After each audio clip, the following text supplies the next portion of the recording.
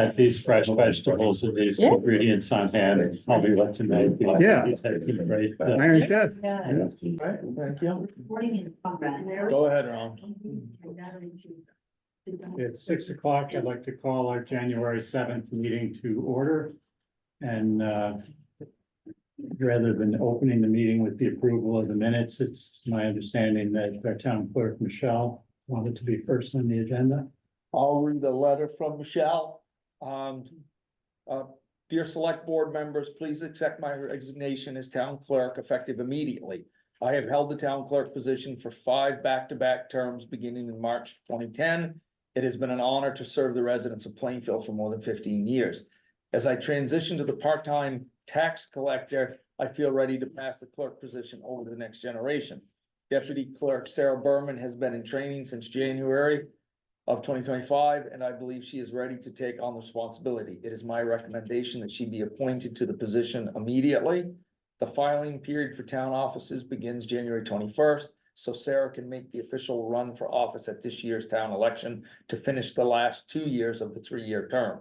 Thank you for supporting me. In return, I will continue to support Sarah and will happily be her deputy. So we have an appointment slip for Sarah Berman as town clerk, an appointment slip for Michelle Marsh as deputy town clerk, and then a document that Michelle wants sent. I think we send to the state that says that she is of the appointment of the new town clerk. So here are these, Ron, and then we would do the usual swearing in once the selectmen had signed and agreed to appoint. Need a motion on that? So I will make a motion to accept the resignation of Michelle Marsh and the appointment of Sarah Berman, followed by the appointment of Michelle Marsh to deputy. Second. All in favor? Aye. Aye. Michelle, we'll miss you. And Very much. You'll still be here. Gratitude. How can we miss you if you won't go away? And Sarah, we're happy about this as well.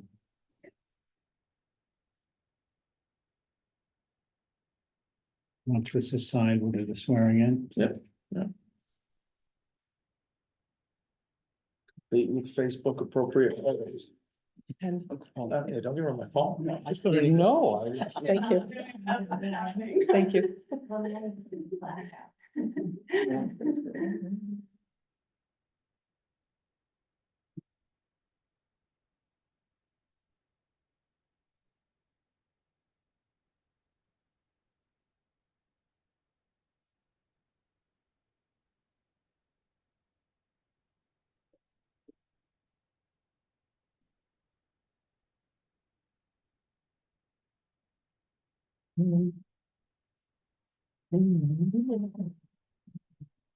Once we swear in the new town clerk first, right? Sure, why not? You're gonna take my pictures. Town report 2026 in the making.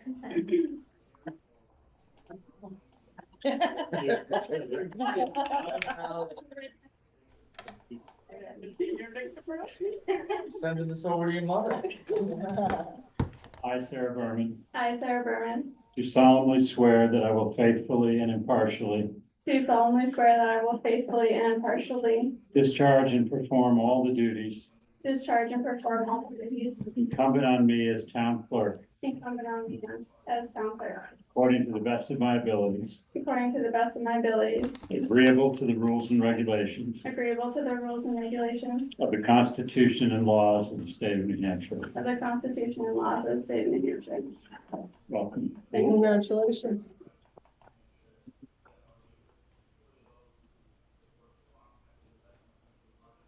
Don't get drunk with power tomorrow. It's good that you wore your green shirt. It really looks very nice on you. Oh, thank you. You're gonna be photographed. It should look nice. Thanks.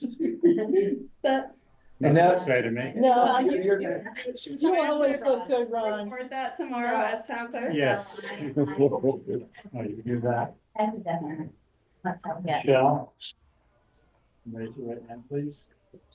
I, Michelle Marsh, I, Michelle Marsh, do solemnly swear do solemnly swear that I will faithfully and impartially discharge that I will faithfully and impartially discharge and perform all the duties incumbent on me and perform all the duties incumbent on me as deputy town clerk as deputy town clerk, according to the best of my abilities, according to the best of my abilities, agreeably to the rules and regulations agreeably to the rules and regulations of the Constitution and laws of the state of New Hampshire. of the Constitution and laws of the state of New Hampshire. Thank you. Congratulations. Yes, Michelle.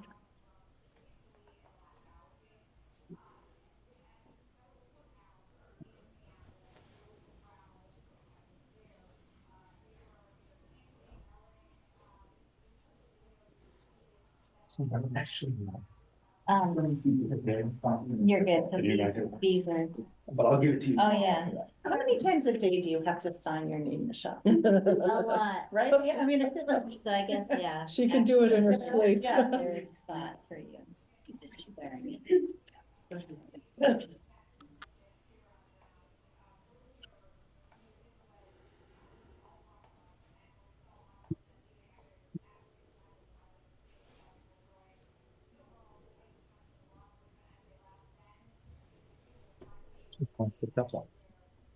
No, that was yours. Maybe that was yours.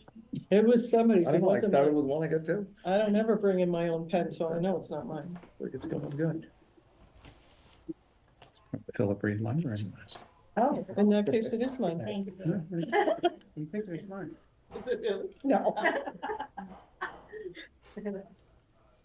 It should be a good poker player. I think it's Jim's, actually. Oh, there, when I need to sign the green There you go. folder stuff, I'll need one, but. You may borrow. it.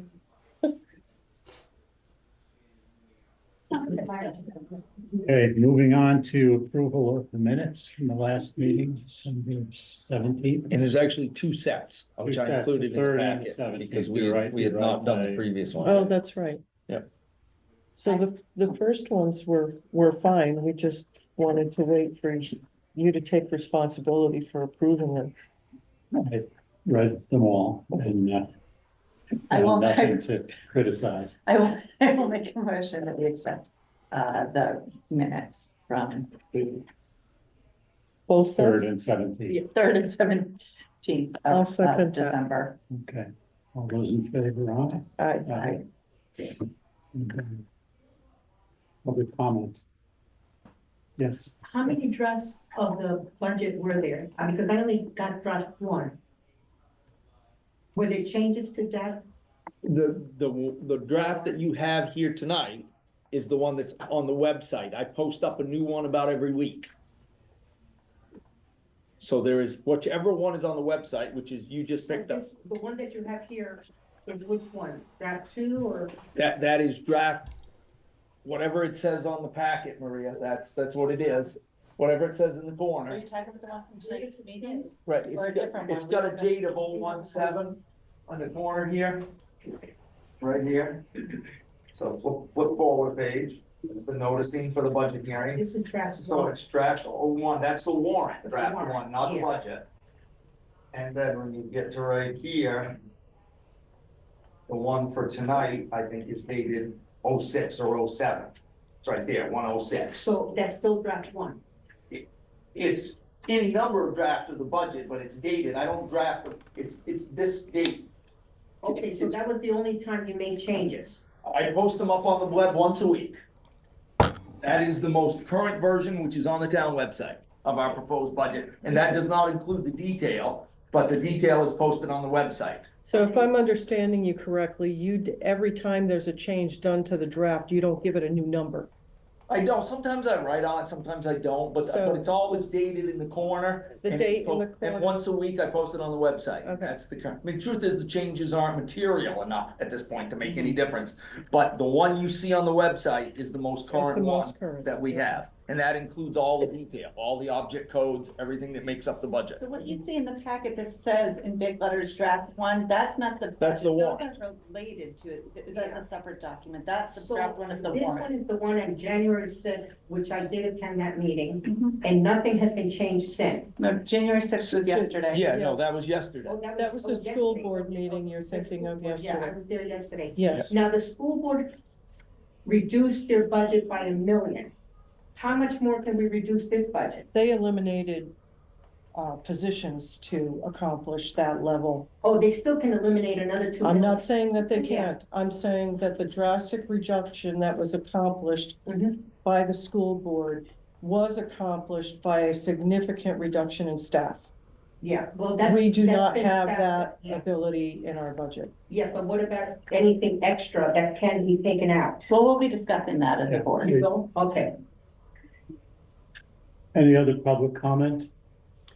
Yeah, Ron, if I may, Yes, Mike. picking up on the conversation, as you know, I'm sure, and I know from 30 years of experience in education, the fact that we have a school board that basically said, no, we're not going to present the original budget, and you need to take out a significant of $1 million from the budget is pretty extraordinary. Yeah. Absent legal action that threatened the board, threatened the school board with imprisonment, I don't remember a school board ever taking that kind of action, and I think they deserve credit for that. thank you. Other public comment? All right, thank you. Moving on to department reports, does anyone have a need or desire to go first? Or should we start with the chief and move on? Okay, So for the 2025 year-end calls for service, we had 1,740 calls. A total of 89 call-outs, and motor vehicle accidents were 49, with 4 with injuries requiring transportation. Our 2024 calls for service were 2,350. So you can see a big difference there. So through my review of calls for service, I have found that the numbers prior to my employment have been inflated to not truly reflect actual calls for service. In the past, a call for service would be made, and if a follow-up to that same case or call would generate another number, which then made on a case, a new call for service would be made, thus adding to the actual calls for service. This was instead of doing where you're on a case and you have to do a follow-up, you reopen the original case and you work on that. So that's generating additional calls for service. is that standard practice from your experience No. to do it, not to do it as you're changing it to now? Yes. Okay. So the amount of time spent on the case is the same, no matter how you look at it. It's just, I prefer quality investigation as opposed to generating numbers to reflect productivity, which the numbers are the numbers, and you have one motor vehicle accident, you're not going to create another one because you have to do a follow-up conversation with an operator, creating another call for service. So as we are, as we are still short-staffed, the amount of proactive policing that we would like to be doing, such as motor vehicle stops at a higher level, has suffered. So going into the new year, we'll be addressing more proactive measures, just doing what we have to do. So onto the staffing thing, we are still trying to hire an officer, and I posted our job on Facebook.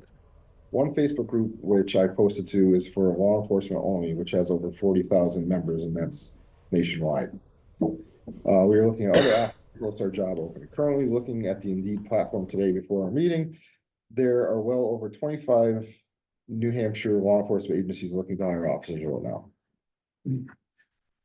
Today, Sergeant DePietro and I met with our CSI, which is our record management system vendor, for about 2 hours discussing connectivity issues that we have been dealing with. We are looking at the possibility that the modem in our vehicle is used for both our body cam and our CSI RMS data, causing connectivity issues. So you have a modem taking input data, and it's causing connectivity issues with whatever, plus our topography is causing an issue. So we will be speaking with other agencies that have had similar issues to determine whether we need a booster on our modem or a separate modem entirely to run our record management system and run for the body cam to see if that is an option, because I know the state police have the same body cams, same records management system, to see what they've done to overcome it, because they're dealing with, you know, up in Pittsburgh and throughout the state, different topography issues and how are they overcoming it.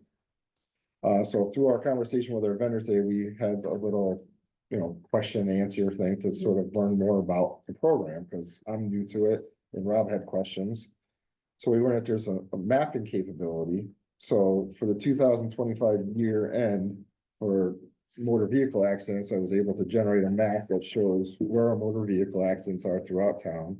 They're mostly on Route 120 and 12A. So this was just a quick thing, I can do it in color, but we're just learning how to do it, but I thought it was interesting how this. That's what it- Yes, Oh, that's the plan. can I check that out? Yeah, that's interesting. And Brad has a map too, that is from the Department of Transportation through the state of New Hampshire with their own, Probably on the same data. yeah. In other words, it's all based on the reporting that the police do. And because our RMS system is out of Hanover, which is Grafton County, we're in Sullivan County.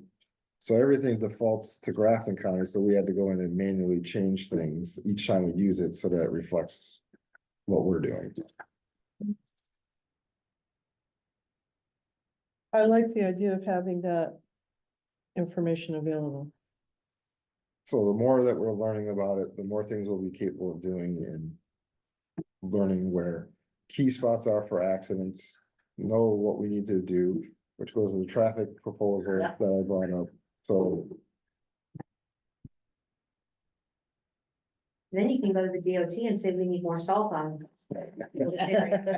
well, we've already had, How many times have you been out there in the last month? well, since the first of the year, we've had 4 accidents, all weather related. One was on, 3 accidents happened on January 5th, one on 120, 2 on 12A. And we had 1 other accident,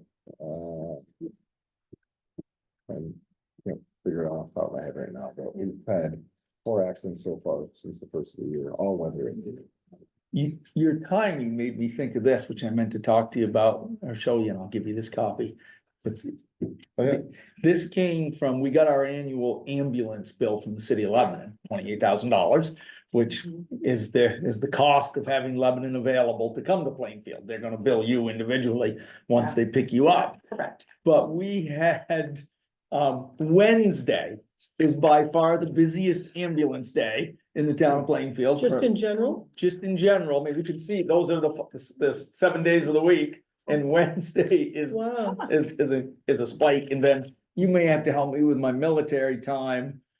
It looks like middle of the day is the biggest ambulance runs, would that be right, right around 12 o'clock, cause 24 is over here? What was that? 10 o'clock is pretty high. It's the Right. highest one, but yeah. So 9 in the morning till 1 in the afternoon, 2 in the afternoon is the biggest time during the, so not, Interesting. so 9 o'clock in the morning till 2 in the afternoon on a Wednesday. Yeah, You you wanna wanna- make sure you're safe, Right. because you're gonna have to wait What's for the. happening here on Wednesday? Right, what is, Most people get discharged before the weekend and they don't feel good. Alright. And then they say, oh, I don't wanna bother anybody overnight, but when 9 o'clock comes, Yeah. that's when I'm gonna call for help. So would you say in the course of a year, and Bruce and Stephanie, you would know without Margaret being here, or somebody from Cornish Rescue, are elderly assists or slip and fall, or can't get up, are those sort of the biggest, the most common ambulance call if you're not in a motor vehicle accident? No, No. I would say shortness of breath, chest pains, Those are the most Yeah. common that can't you, breathe, lethargic. Right. Yeah, Yeah, occasionally we'll get like a person that you go to like 5 or 6 times in the course of a couple months to help them get up, but Right. it's not a recurring thing right now. no, we don't have habitual offenders that are calling for ambulance. That's the last thing they want. Right. Is an ambulance bill. Mhm. They really will wait and ask for a loved one to take them before, or they'll drive themselves while they're having a heart attack. before they'll call for a $10,000 transport. And just so it'll come into the discussion more later or at the budget hearing in a couple of weeks, but Lebanon Ambulance, which I think everybody feels is highly regarded. I mean, they do a good job. They cover 2/3 of the town for 28,000.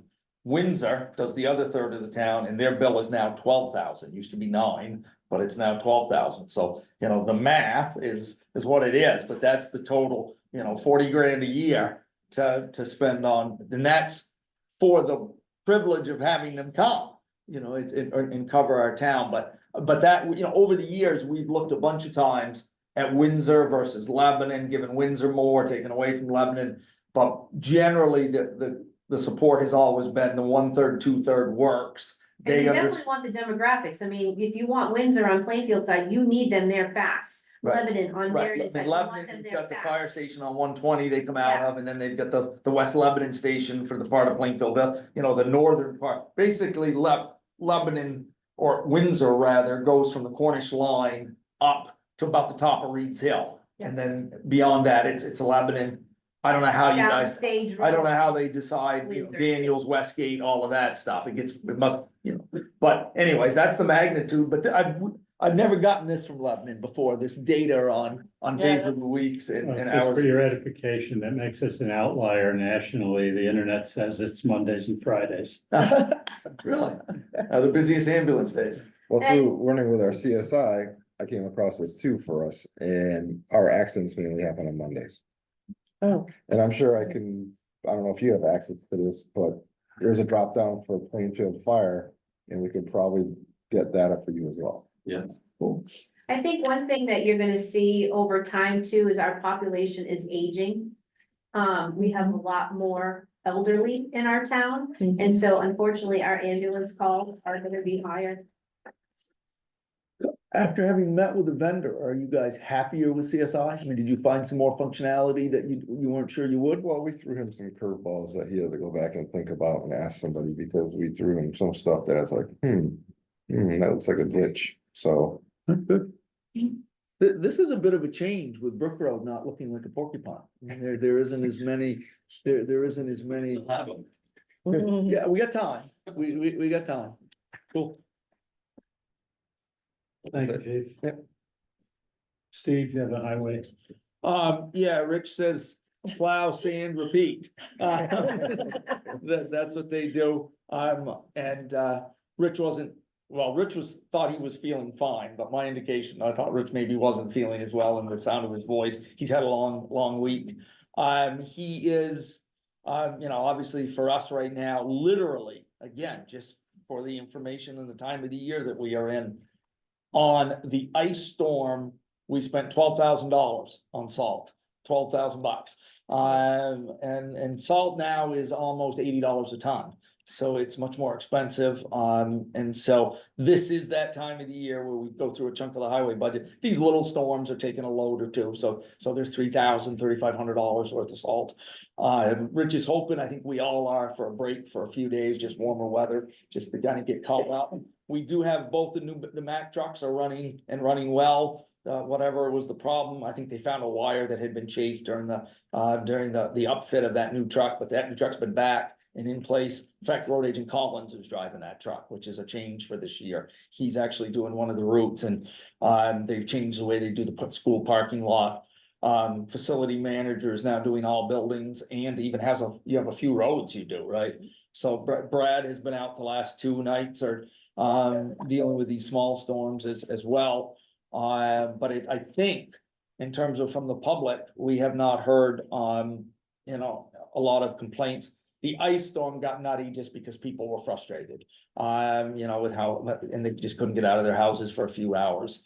We will have at the next meeting, just before the budget hearing, and I'll include it in the packet, we will have any local proposals we're gonna get for grading services. I have one meeting tomorrow with a local contractor, and I've talked to one other local contractor on the phone. So I do think we're gonna get some proposals to consider. And the idea being, would we sign a 1-year contract or a 2-year contract to do grading, and then in lieu of purchasing a new grader? We can always buy a grader later, but if it doesn't work well, the money may be too high, but that'll also drive us to help make a decision as to whether we're gonna buy a grader or hire it out. I think Richard has a little ways to go on it because it's part of his kingdom and he's the road agent. But I think everybody thinks it would be better to outsource if we could, in terms of, it takes a whole function right out of Richard's plate. And we get somebody that specializes in grading. So I think the proposals, we're gonna generate one or two, and we'll have them for the next meeting. We can hold that up to the cost of owning the grader, include our finance committee and talk about it at the budget hearing and decide, which way to go. The budget, as I've said a bunch of times, the budget has a chunk of money in it for grader. Doesn't matter where it is right now, it can be moved out of reserve funds and put into operating budget, vice versa. But the fiscal impact is in the budget that we have in front of us. So a question on that though. So you're saying that there's a chunk of money that's set aside for either purchasing the grader or paying for it to be outsourced. Yes. But if there's the potential of purchasing the grader, is there an accommodation in the staffing hours of the highway department? I mean, because if we buy one, then we've got to pay one of our guys to run it. Right, and I think we would do, as Richard has done in the past with the old grader, he would probably run it or Mike, and they would work it into their weekly schedule. If we are not owning a grader for a year or two, then those guys would be free to do other jobs that maybe aren't getting done right now. I think that the hard part, where this decision is gonna come, it's going to be cheaper to buy a grader, right? In terms of cash per year, right? It's unlikely that any of these people are gonna say, I'll provide you grading services for a year for $52,000 a year. The number will be higher than that. And then it will be up to the selectmen to say, well, but when we account for the man hours that we don't have to Yeah. provide, when we account for the fact that maybe that we'll be having somebody that's specialized Yeah, and that's- they'll be in charge of it. So that's where our decision, I think, is gonna come. I think it will bolster our case. If the proposals are $150,000, then the answer is easy. We know, no, we buy a grader and we do what we've always done. This is an interesting moment in time in that we haven't made that commitment yet, and we can always make the commitment in the future. I'm kind of hoping that we get one shot at trying it for a year, just try and outsource it for a year and see. But I understand it can't be twice as much as buying a grader. And I don't even know what the delta is that is acceptable. But I know we'll have some information by the time we get in the room together next time. And that information may be that we didn't get any proposals at all, and that tells us something, right? We know Alan Rowell can't do it because he said he can't. He said he could come in and do it. I sent it to a bunch of local contractors here in Plainfield and some in Lebanon, and I put it in the paper. So we'll see what we get. So just as another, I guess, proposal figure so that we have an idea. Right. Would Alan be willing to tell us what he would charge if he were able to do it? Well, we can figure it out in that it's huge money. Cause Alan Alright. gets That's just- $1,500 a day, and we're talking Okay. about something like. It's $1,500 a day for Alan, and we had 7 weeks. Or 8 weeks in that. Ouch. It's a number that's in the tens of thousands of dollars. Brad's You gonna pulling run up it. your calculator? I ran it once, but I haven't. You said 7 weeks? Yeah, I think it's a minimum of 7. And it could be, you could put 8 in there and be just as accurate. It's. So, 5 days a week, say. Yeah. So does the 7 weeks take care of the spring and the fall? Or just? Yes, what it doesn't do is give you need Have it somebody on on hand, call to yeah. deal. That's my biggest concern, is that what do we do when we have had a big rainstorm? The person we sign a contract with has to know that they're getting paid, but they're coming in to do that. Well, and that's probably Rich's concern about not having one parked in the town shed. 1,500 a day, Mm-hmm. 4 days a week, 7 weeks. 5 days a week. I think he's 1,500. 52.5. Yeah, and so buying is 50. The other piece you throw in there, which Do you pay fuel? is the roller. We would rent a roller, but again, you know, but you can see the magnitudes of the numbers, it's 50, 60, and if it's 65 and only one is 50. I'd be inclined to try it for a year, because $15,000 in highway labor isn't very much, right? I mean, in terms of getting additional work done. Appreciation, fuel. Yeah, but so we'll see where that goes. I think Rich. I mean, so far they're doing the best they can. We do have a commitment from local contractor Kevin Mack that if we got a 30-inch snowstorm, I mean, he has not been interested in plowing this year. He's got his own health issues, but he said, you guys know, and make sure the selectmen know. If Plainville gets hit by a big storm, our crew will be there to plow if Rich wants us to. And so, He's a good guy. yeah, I mean, they've all got stresses in their lives. They're all trying to do their own thing. So that's highway report, Ron. Thank you. Thank you. Brad? So been busy. The highway roof project, we ran the ad.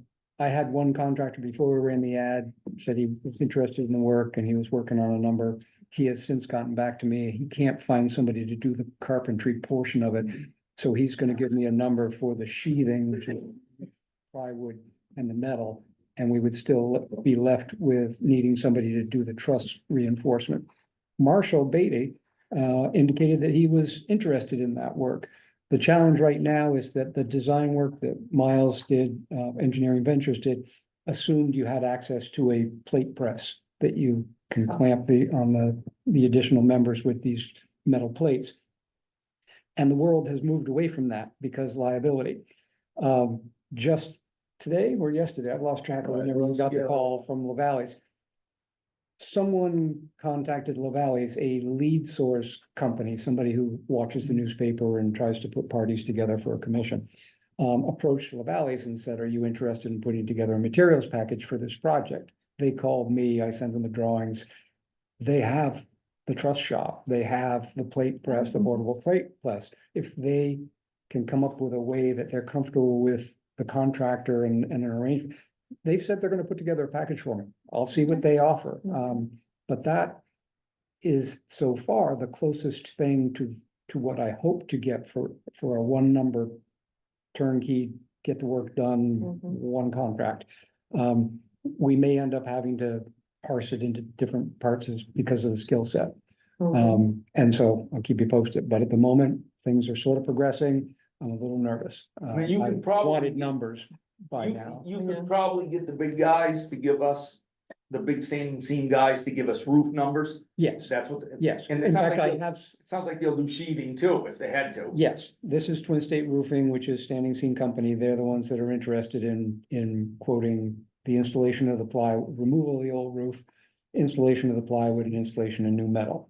So the missing piece is the truss reinforcement work. One of the things we've learned, and I think you guys have heard it, the highway garage doesn't have plywood sheathing, it has strapping. Which in and of itself isn't necessarily bad, but if you're trying to make it stronger, an easy way to make it stronger is to put plywood sheathing on it. Not a building I would want to work in. Well, it's still there, it's been there for a lot of years. It's hard to argue with 40 years, Yeah. but Yeah. they're all still there till they're not. Exactly. Okay, so that's one. The highway heat pump project is stalled. The electrician got bogged down before the holidays. I talked to him this afternoon. He's gonna pick a date and we'll get him in there to run the wiring. And this is the reuse This of is- the Meriden Yeah. Library heat Heat pumps. pumps. The Hub 66 managed IT project, I put 3 RFP packages out, 3 different vendors. And Steve and I have a meeting set for next Tuesday with the first one. This is the Hub 66 project drove us to acknowledge that Mark Cohen's retiring, and we need to understand what the town needs for IT services moving forward, and probably that means including some expertise or at least familiarity with fiber optic. And so recognizing that, I gathered the information about what we currently use and pay for various IT services. Included in that is some of our phone services. Some of these vendors do the phone aspect through a subcontractor, some don't. So still trying to figure out what the answer to the puzzle will be, but we'll basically, at the end of this process, hopefully have at least a couple of candidates who could move into the position that Mark has done and assist us with the Hub 66 transition. and possibly be our IT manager from now on for the town. I'll keep you posted on that one. I mean, just as a, and it's a rough number, but I think it's not that far off. The phone thing is a bit of, is a deduction from this, but, we are spending something like $16,000 to $18,000 a year with Comcast. All of that goes away, but we have to buy phone. Right, Comcast provides phone for most all of these, there's one exception, but that's okay, that'll change too. So we really have an opportunity with Hub 66 to save some money. In this budget, we've shown none of that savings because we're gonna have to buy equipment. So there's gonna be 1 year where we're gonna spend a bunch of money on modems and magic boxes that turn fiber optic cable into a signal that your other devices can use. But really, the Hub 66 thing has a chance. If you think about giving Comcast 15,000 every year forever, and we're gonna make that go away. Yeah, that's gone. Next. Let's see, the DOT resiliency grant. I got a meeting Friday with the RPC.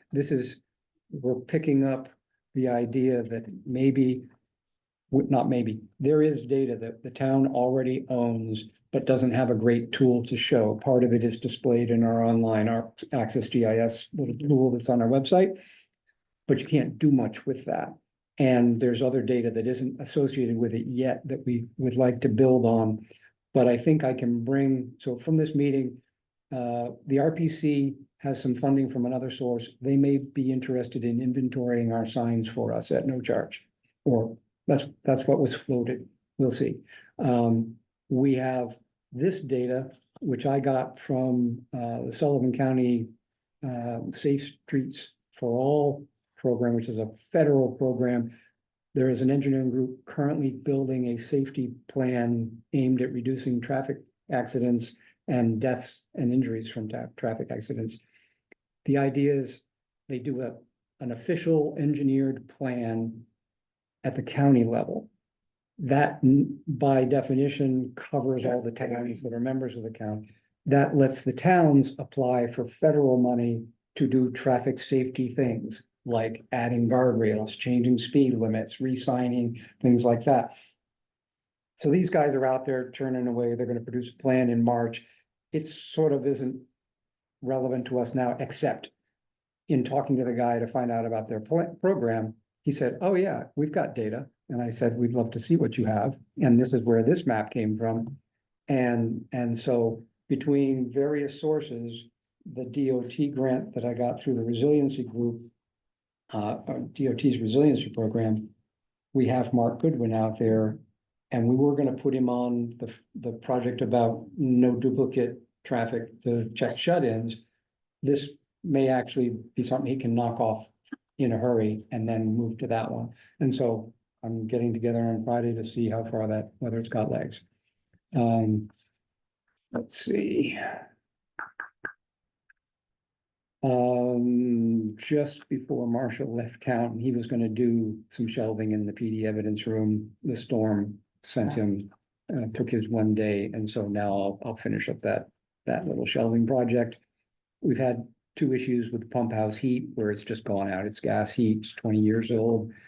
I had Bill Limoges look at it once. We got it running. I thought it was done, just a fluke, and then it went out again. So he and I are meeting tomorrow and we'll see what we need to do. I'm trying not to spend any money on that pump house that we don't absolutely have to, because we've got this other grant that is due to be considered by governor and council on the 11th.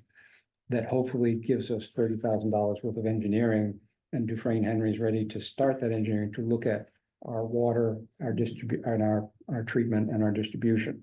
So I don't want to invest in the pump house if the pump house quite likely will need to have some substantial work in it to do a better job of treating. I had cause to be at the pump house with Maura and Brad a Friday night or 2 ago, and if you want to see where all this money and work and thinking and why it's needed, the pump house, it's got some issues. I mean, we're replacing filters way too frequently, and they're expensive filters, right? We just got a load of them today. $5 a pop, and we're going through them every 11 days at most, sometimes 7. And we are without boring you with the details, but the treatment of arsenic in the system that we are using, we barely can keep, because you have to put the treatment through a medium, and Maura was showing us this, because you have to put the treatment through the medium, you can barely produce enough water to fill the tank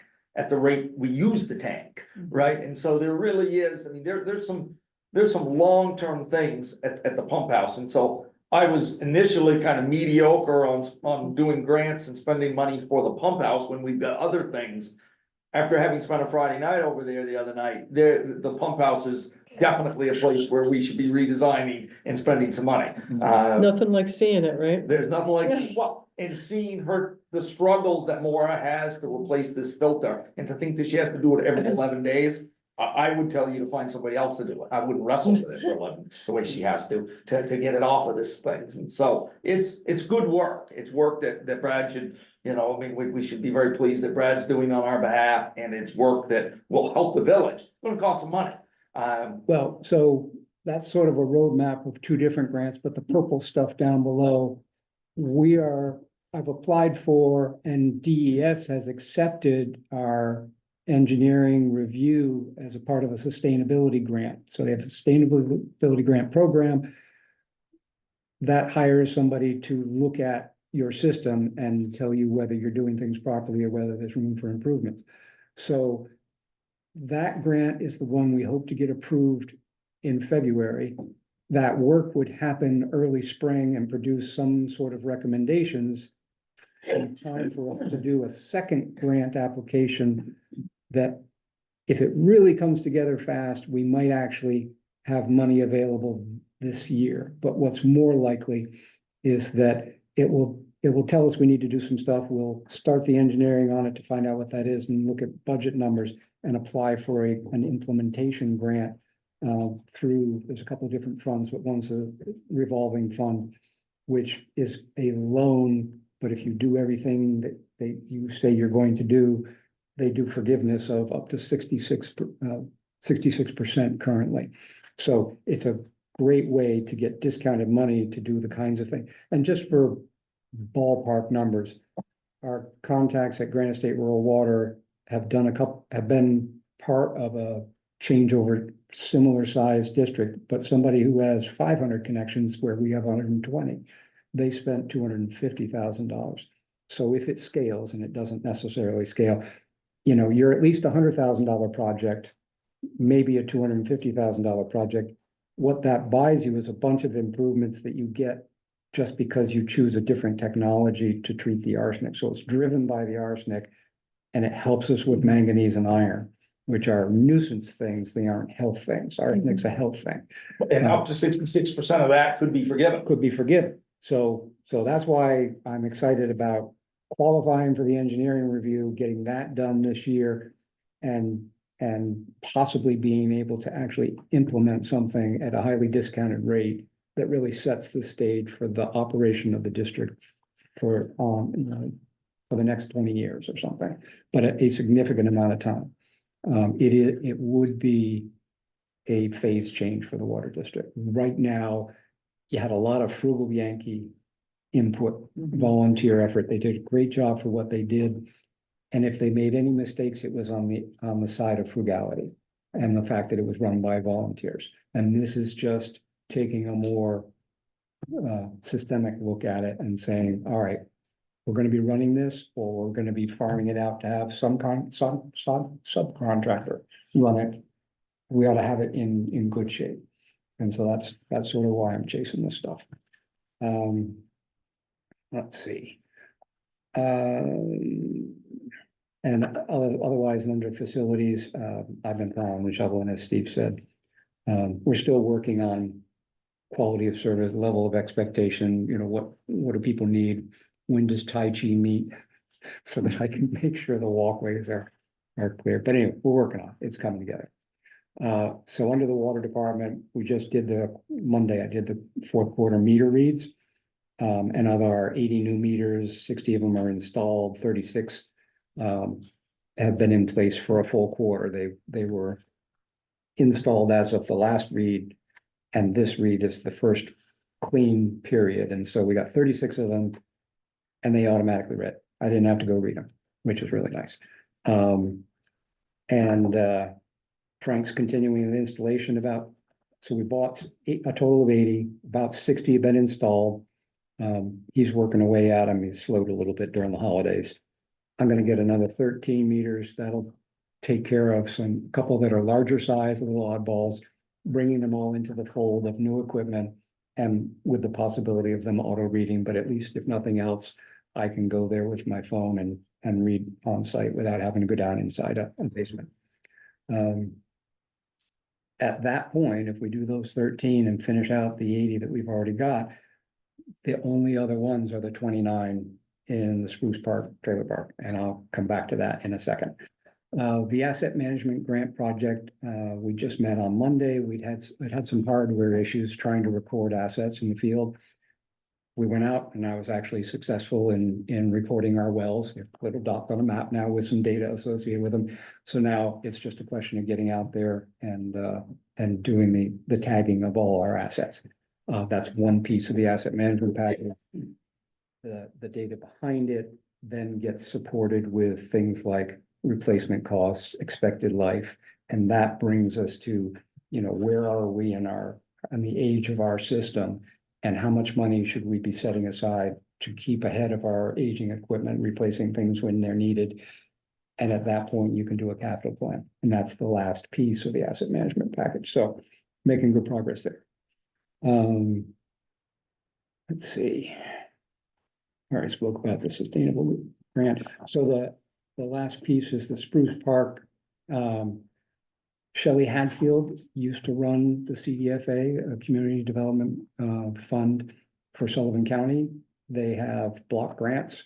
They're targeted on income. Plainfield normally wouldn't qualify, but the park has covenants that say they are intended for moderate income. And so they may very well qualify. She thinks they will. We have to do a couple of things, and that's going to be another two-step process of applying for a planning grant. And if it shows what we suspect it will show, then you would then apply for an implementation grant. The town's role in this one is a little different because that's a private co-op, but the water department's interest in that is they have two water mains that dead end. So it comes in Roberts Road, and there are two pipes that lead, one to the old section, one to the new section. One to the old section's smaller than it ought to be by modern standards. The other one was put in the 90s by Donnie Goodwin, and it's fine. But the fact that they dead end is something DES doesn't like. It's a potential for stagnant water. If you don't have a lot of people using that last length, the water sits there. So it's an undesirable thing. The co-op has been thinking about looping it back, and they were going to approach us about doing that. Then we approached them because we had some issues with meters and shutoffs. And so now I think we're going to be able to do a project. Got a meeting on Friday, which will be Shelley's first time to meet the team from the co-op. And assuming she comes away thinking this is viable, we'll go the next step. The town's role will sort of, ultimately, the town's the only entity that could accept the money. The park would be a sub-recipient, and there's a bunch of legal strings that attach it all. But that, if and when that comes to be, I'll come to you, probably Shelley will bring her here and talk about what that means for the town. Right now, I'm trying to solve a water district challenge where we've got 30 barrels under trailers with meters in them that if they freeze, which they occasionally do in the wintertime, they're very hard to service. So anyway, I'm trying to make that problem go away, and we'll see if this ends up going anywhere. Yeah, so that's it for the last 2 weeks. Thank you. Bruce, anything for fire? Oh, sure. So as you know, it's been busy, so we finalized the year with 150 calls for 2025, which we thought last year 138 was a lot. 28 of those were in December. December's just been crazy with cars lighting off and trees in the road and fire alarms, one of which was really in Thetford. It wasn't K-way. That was a problem with dispatch. Thetford. Yeah, I called the dispatcher and he started chuckling. He's like, sorry, but that was a Thetford Hill firehouse. That was the problem with them. We've been to Lebanon twice recently for station coverage for fires. One of the fires in Canaan drained the whole upper valley up to there, so we covered the station. And this morning, there's a fire up in West Lebanon. We got turned around before. Fine with me, the road for that whole building's gone. The building was gone enough that no one went inside, so they canceled us in Canaan and stuff. Up across from Station Village, one of those business Wheelock Park buildings. Just so we've said it at this meeting between Eric and you, Bruce. And I've got it in an email on my computer, but I just don't wanna lose track of it. When is the Doug Hackett thing? What do you mean? The celebration for Doug Hackett's service? 17th. It's the 17th of January? I mean, that's just something we should be, I mean, Doug's, Yes. he retiring? well, he's retired, he's no longer the police chief in Right. Cornish. I think he's continuing to be his role in dispatch. Correct. But it's the 17th of January? Mhm. Okay, I'd have to look it up. I don't. I believe it's 1 to 3. at their PD probably, yeah. I think it's at their town hall. The town hall. Okay, I just wanna be sure that Plainfield is represented Sends a there. contingent, Yeah, sure. yeah. At Cornish, Town Hall.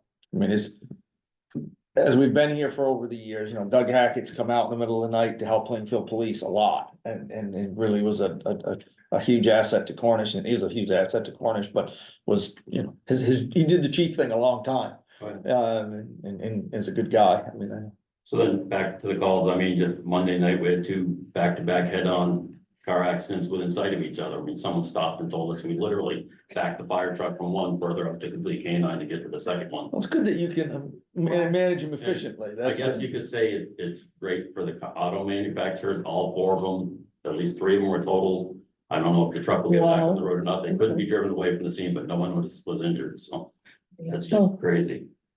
Our engine 4, there's a truck body in the paint shop at Dingy's, but we're next in line to get the new engine over to get the corrosion repaired. And a new light bar on top and replumb the bumper line, and there's 4 pressure gauges that don't work, so hopefully next week they can get it in. 'Cause Those roads are salty, no need to have it out yet. No, no, and by the time they do the corrosion and, their paint booth, get it in there dry and do it. So hopefully next week they can get that in there. During the ice storm, we discovered our on-spot chains didn't work, so I ordered a part from Pennsylvania. I put that in yesterday. Stephanie caught me at the church parking lot driving around with the chains on. See if they were working. Yeah, so we're driving around with no chains since the ice storm. More acronyms. Ever since the 90s, I used to enter it into the federal database for Lyme. Every time we get towed, we have to put our information in. It was to the New Hampshire Fire Incident Reporting System for NFIRS. And so that's been around since the 90s. That actually, what they call it, sundown first, so now it's nearest. So it's a whole new system, which a lot of that information will auto-populate from the CAD system at dispatch. So you no longer have to get the report and type in the address and the date and Sounds like an what time improvement. were you towed, what time do you get on scene, what units went, what was the cause of the fire? And that's where you get into, most of our fire alarms are not false alarms. The system actually works and goes off. And so there's like 5 different codes for what the fire alarm was. Was it, you don't know, was it malicious, was it faulty, was it just go off, was it steam from a shower? So it's all those different codes that you had to know you made up a cheat sheet. So anyway, that is just starting up. I actually have someone that does that for me, which is great. He's no longer responds to fires. Taking a bull by the horn and doing all the nearest stuff for him. So that's taken place. Besides that, busy. Steph and I are still working on gateway and inspections and accreditations. It's ongoing. That's about it for fire. Thanks. Bruce. Move to you, Steph. Happy New Year, everybody. Hopefully you all had a wonderful holiday season. I'm sure we all had days where we could catch our breath, but now we have our cleats on our sneakers and we're running, just to play catch up. I think there's a lot going on in town right now that people don't realize. The flu is here. There's a lot of people that are very sick, very dehydrated, and so keeping a close eye on neighbors right now. Some people are struggling with fuel assistance. Most of their fuel assistance was cut in half. One person I did a welfare check on today was heating their home with their oven. And I immediately called for emergency fuel assistance with Southwestern. And they told me what the allotment was, and they won't even cover a delivery of 100 gallons. So there's a lot that I think that we're not seeing and hearing yet. So as I am out in the community more and more, I think I'm gonna be finding more people heating their homes with space heaters and their ovens. So if you know of anybody, if you hear of anybody, Chief Eric, if you go out and you see something that's off, give me a call. There's resources. We need to keep everybody safe. I mean, heating a home overnight with your oven wide open is a huge fire situation. Are you familiar with Tara Rogers, who lives on Columbus Jordan Road? She works for an agency that is, I mean, she does fuel assistance. I mean, that's what she does all day. And I saw her at a gathering over the weekend. And I'll get you connected with her or her email or phone number, but she still had a fair amount of resource available. I think they cover Plainfield. Does she work for Southwestern Community Services?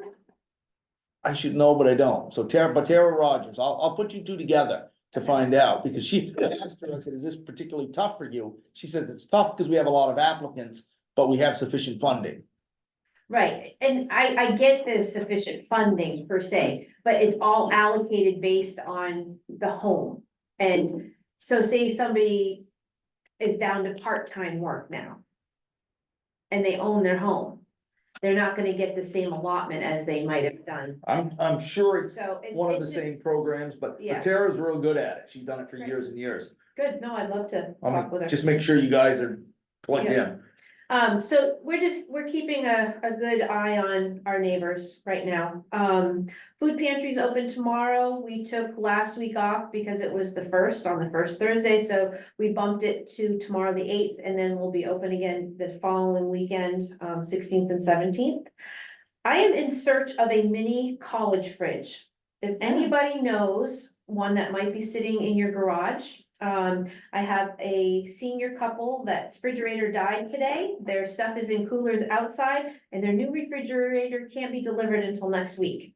So I got a call from them today asking, do you have a mini fridge in your community health closet? And I'm like, I don't. But I thought I'd put the APB out. You might have one? Okay, I have one. I knew you were gonna say that, so. We may have one too. All right, Mike, could I Mike sounds swing like the by winner. tomorrow? Sure. Okay, that's great. They live very close to you, so it'll be a quick jaunt. That's nice. Okay. All right. Perfect. I'll give you a call later. All right. Thank you. That's awesome. That was fast. Wonderful. Well, if you've ever seen Sutherland's inventory.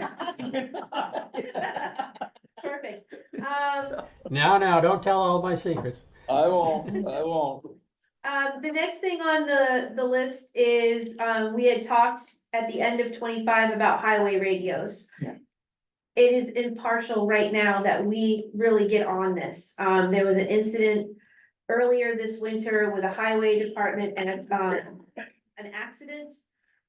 Thank goodness the highway person had cell service to get help. So Steve, I'm not sure what you need from us to move forward, but I thought Doug gave everything that we. Right, well, are we talking about radios or repeater? We're talking about radios. Okay. So that everybody can communicate. And the funding source to be operating budget or one of the reserve funds in your mind? How many radios and how much do you think We they? have the radios. Right, Eric and Rob have the radios. We just need to get them installed and Okay. programmed. Cause we have put money, I'm just looking here in the object codes, we have put money in the dispatch budget for the repeater, which I think Doug recommended that we go back to 2 repeaters with Wavecom and move the highway frequency to the available police frequency. And so that is funded, I think that was what, 2,500 or 2,300? yeah, or $1,500 for the cost per year. Yeah. But there'll be some startup costs, cause we haven't had 2 up there in a while. But wasn't that preliminary to being able to make the highway radios function. That Right, little well, second and it repeater. sounds like we're feeling like we have radios, we just have to get Burlington have Communications or somebody like them. We have radios, yeah. Right. There's a question about, the model or brand being able to be programmed, remember that? Yes, Yeah. Doug had mentioned that. So I would love to get the approval from the select board to get on this, move it forward so that highway can communicate effectively and safely in town. So that if they come upon an accident, they have the way to get a hold for help. Right, and I think we can do all of that, subject to having the radios in hand that would work. If we had to buy the radios, we wouldn't be able to do that, I think, Then I initially, would go to the state and and see. because of the EOC. So is we it something we them. need to check to see if they're programmable? Is that the?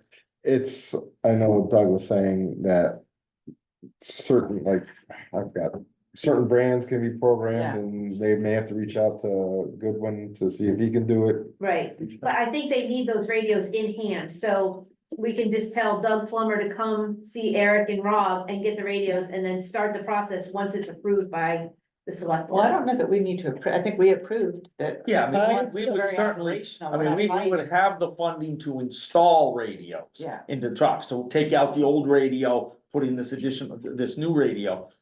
But if the radios are no good, then Stephanie and I'll have to Yeah. be searching for funding somewhere else, because we don't have money in the budget for $20,000 worth of radios or $10,000. And there are funding sources through Mhm. EOC that we can do that because they're essential of the emergency management plan, Yeah. so. But it was my understanding when Doug. Yeah, I think we're willing to do it, we just Okay. gotta get somebody Yeah. focused on it as their task. Yes. Okay, I So- thought we already said, okay. all right, so So I think that we just need to get over the hurdle of, are these radios programmable or not? So Okay. contacting, So who's gonna take that on? Are you gonna, you want me to call Doug Plummer and have him If you come in? call Doug and have him talk to Eric, or Eric call Doug, yeah, Okay, where is he? Somebody's born. Oh, good for him, okay. I'm glad he's enjoying retirement. Do you know when he's gonna be back to the cold tundra? Oh, After it's not cold anymore. He'll be back. 2 days ago, he answered a text of mine and showed me a picture. Okay, well, He- then I'll he's- get in touch with Doug to get in touch with Eric and Rob and then, Just find out, okay, and I can send, I'll send Doug an email as well, but we can, we can just get them. Yep. Once we know the answer to that, then we can figure out who the vendor's gonna be to install. okay. Yeah. Perfect. And I think that's all for now, thanks. Thanks, Thank you. Stephanie. Okay, that brings us to the Plainfield Town Hall rental policy, which we have in our. I think you packet. have it in your packet. Mhm. I'm gonna share the screen here, which I think I can do. Some.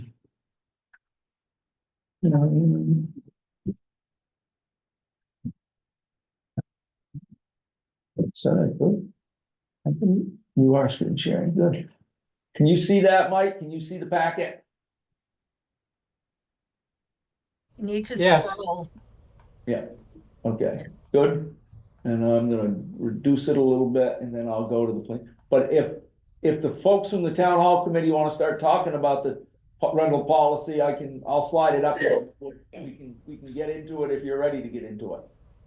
I'll start and then I'll turn it over to Hillary. I believe she's there, right? She Yes. is, yeah. Yeah. We took a look at our policy and our rental fees that we were charging and compared those to some of the recent local people and what they're charging. And we went back and we did some revisions. And Plainfield residents and Plainfield nonprofits still get a very good deal. But as the board had said to us before, everybody should put a deposit in there and nobody should be exempt from that. So we have done that in the policy. But I'm going to turn it over to Hillary because she's the one that did all the work on this and it was remarkable. And we find, if you notice, the name of the document was final because we finally got it all done and everything documented. But the fee for anybody out of town is more than somebody in town. So we're talking about income here, things that were going to help us support some of the expenses of the town hall. So, Hillary, I'm going to turn it over to you. Oh, we also tried to cover all the possible entities that would want to make use of the town hall. And what we have there being the stage as well as, and if you aren't interested in the stage, then just the town hall is a meeting space. And it's limited kitchen. We tried to cover all of that, whether you were a resident or a non-resident, profit, nonprofit. And it seems pretty lengthy, but I think if you fall into one of those categories, then I think it's pretty readable. We also tried to cover all the liability issues, to cover our backsides in case somebody perhaps gets a little stupid. That they understand that, you know, you aren't supposed to have candles on the stage or water. And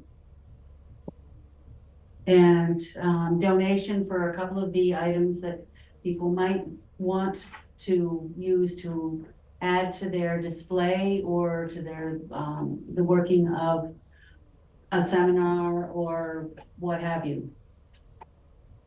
Can I just make a mention of that, the additional fees? Right now, if like a Crossroads Academy is doing a Shakespeare play in May, and they want to use the lighting equipment, the stage set committee over the years has bought that and provided it. And it's getting old and it needs to be replaced. So what we're asking for is a donation, suggested donation for using our equipment. Curious as to why that rather than just 50-50, 25, instead of suggested donate, obviously you hope to get it. It seems reasonable for people who are using that equipment. Why not just make that a charge along with the other things that we charge for? I guess it was applying on the hopes of generous people that maybe they donate more. Okay. Suggested minimum donation. Yes. Yeah. There's a jar by the door. Yeah. Okay, thank you. So I think if you've had a chance to look through this, I think we're looking to see if you have any questions, comments, or you'd like to make any changes to it. I know that the noise addition, we have, as you know, we now have a resident or an abutter to the town hall who has noticed the increased activity at the town hall and has not always been happy with it. And so we've gotten a couple of noise complaints and people that just feel like folks are there too late at night. And so I assume the noise section was to try to address that. Absolutely. Yes. Yes, indeed. And a couple of other small things that have happened that we tried to address so that, you know, in the future, it's here in the paper and would be easy for anyone to access if they have questions, as well as they certainly are able to call anyone on the committee or Brad for any questions as to their rental.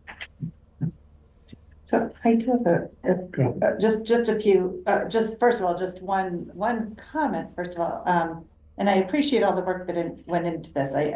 I do wonder if in the future you can maybe find a way to consolidate some of it a little bit more. It feels a little more complex, but you're right. Once you figure out who you are as a renter, I think then it's pretty straightforward, but maybe that's just, maybe it all has to be this complex, but I do wonder if sometimes where it's like 300 versus 250, you just make it all 300 and call it a day. But for this purposes, I mean, I don't want to get into that tonight. I think this is fine. I do think, I do wonder where you say, no, I've lost it. Oh, use of the town hall and stage set for professional photography purposes with permission by select board and stage set committee. I want to keep this as simple for people as possible, and the select board isn't giving permission every time anybody wants to use the set. I would be okay with saying with permission of stage set committee or town administrator. I feel like it's pretty operational and does not necessarily need to come to our level, and if you wait until we're meeting, it may be holding people I'll up. fix that. Well, yeah, great. Yeah. That would be great. I just feel like, I mean, I'm happy to talk about it, but do we have to, you know? Done deal. Excellent, if that works. for Yeah, I don't I think just they- don't need to be That's involved in the fine. weeds of a photography shoot.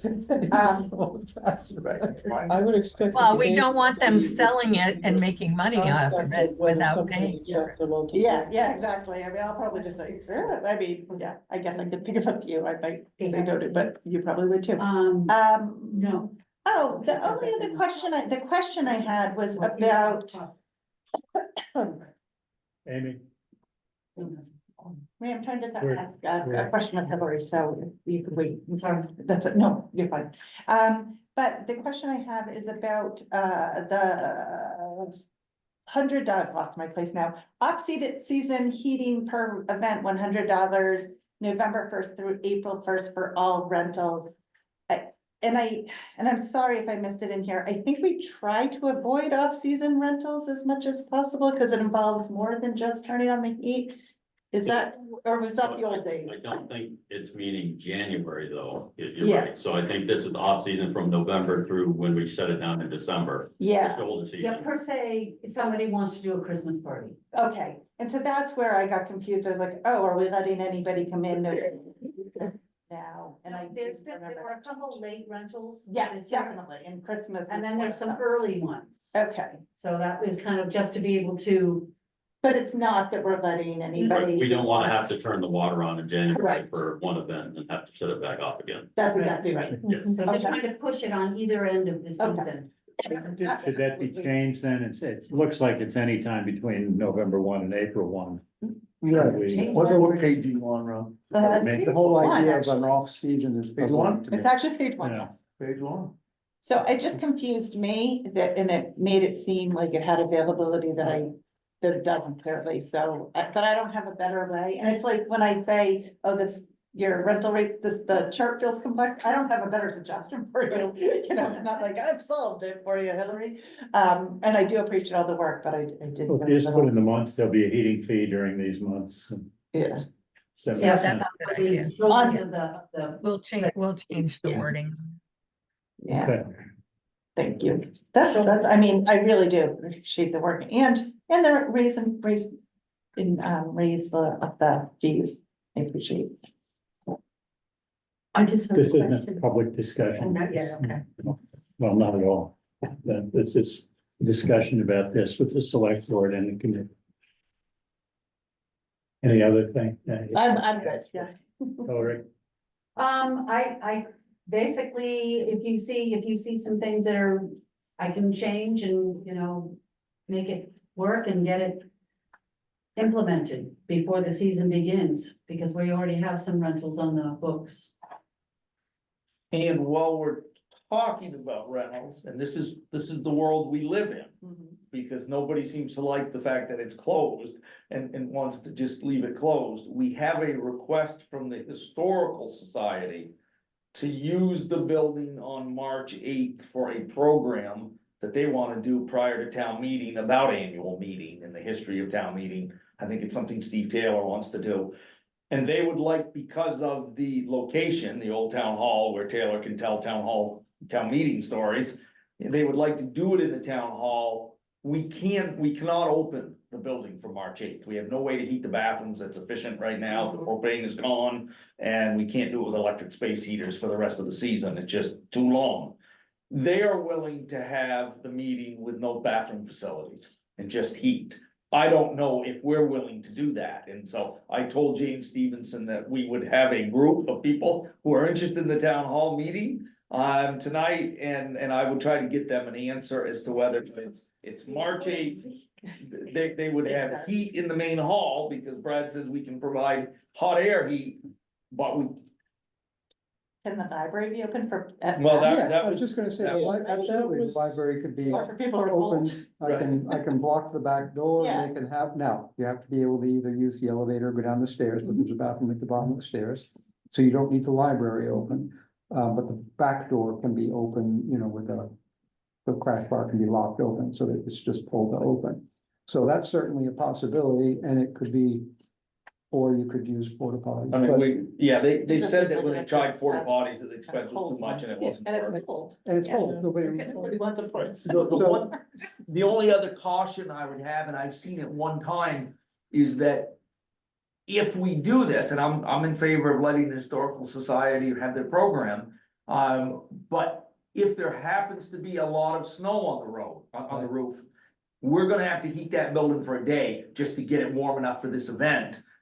It has been known to lead to leaking in the roof. I mean, it did it one other time. I sat there in a meeting and we watched the rain come down on the stage set.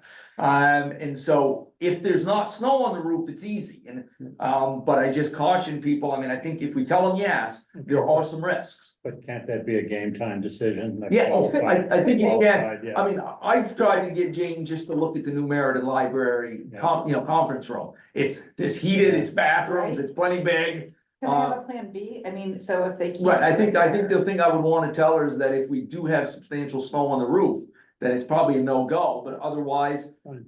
if you're willing, I mean, if they're willing to do the library thing and Brad can heat the hall, it's a hot air furnace, so it's not, we don't have to open any pipes. How Am I does the missing? committee feel about it? Like, I know, I'm willing to, but is that something the committee feels okay? I think, well, Bev's part of the Historical Society. Yeah, Yeah, I mean, I warned her ahead of time that she might not be able to do that. I mean, a couple of things that we can do, the issue is that the hot air rises in the stage area, not in the rest of the town hall because it's insulated. If we keep the curtain closed and we shut the heat vents off in the stage and keep the curtain closed, it's gonna stay cold up there to a certain degree, so we might be able to prevent it that way. And it's unlikely there'll be that much snow or ice on the eaves. Yeah. There won't be any ice on the eaves. Because there's no heat. But yeah, I mean, we'll just have to keep an eye on it. Yeah. So. with But we those- have done that before. We have put the heat on and had no bathrooms. So the new rental agreement does just come under the charging $100, or are they a town nonprofit, so they don't have to pay anything? There you go. That's our policy right off. the They're a bat. town nonprofit, So they don't have to pay the $100? right? Right. I didn't know if the $100 was separate. For the. You mean the heating fee? They would have to pay, they probably would have to pay the heating fee. Yeah. There you go. So I will tell her there's a heating fee that time, And yes. so maybe we want to add that to off-season, that the per event heating fee includes all categories. Yeah, Just, for any use. You For can any do the use. wording for Yeah, that, yeah. right? But Got it. and, our, go ahead. I was just gonna make a motion. I was, before you do that, let me see if I understand. We've all, the three of us have had the opportunity and have gone through all of this. Is it fair to say that, if Hillary, Bev, make the tweaks that we've talked about and that they've agreed upon, that they bring it back and we approve it at the next meeting, or do you want to approve it now pending those changes that they said that we suggested? I'm happy to make a motion with the amendments unless you'd rather bring it back to us, I don't know that. I mean, my guess is you'd rather wrap it up tonight. That would be fabulous. And I don't think our discussions were so, Yeah. unwieldy and in long range. This is not the venue for me to say I don't trust the town hall committee. No, I don't mean that, but it's not like, just do the wording again. Okay. The things that we Yeah. talked about were in the best interests of the building Yeah. and the committee and us, so I don't have any concerns about them, the changes we talked about being implemented. Right. So Okay. I'm comfortable with just, Letting them move forward. You said you have a motion. Well, my motion is just to accept the rental policy for the Plainfield Village Town Hall with amendments as discussed this evening. Is there a second? there is, I second that. Any further discussion? All in favor? Aye. Aye. Opposed? No. Nice work. Thank you all. Thank you. You. Before Thank we you for your go to the approval. next thing, Mhm. since we're on town hall, business, and there may be some budget discussion that includes town hall business. But we have a document that we want to have reflected in the minutes tonight and have Ron sign as our chair. That says, and I'll just read it briefly, it's one of these certificates of authority. That basically says. I, Ron Eberhart, hereby certify that I am a duly elected select board chair for the town of Plainfield. I certify that the following is a true record of a vote taken, and I'll be happy to just say, you can say so move at the end, at a meeting that the Plainfield Select Board held on January 7th, 2026. Voted that the individuals listed below are duly authorized to enter into contracts or agreements or otherwise bind the municipality for contractual obligations, and further are authorized to execute any documents which may arise in his or her judgment to be desirable or necessary for the effect of the Plainfield Town Hall. This is for the LCHIP grant. And so basically, it lists Bev Widger as the chairman of the PTH committee and Steve Halloran as the town administrator, and the select board are saying, we are giving you the authority to sign with LCHIP on our behalf.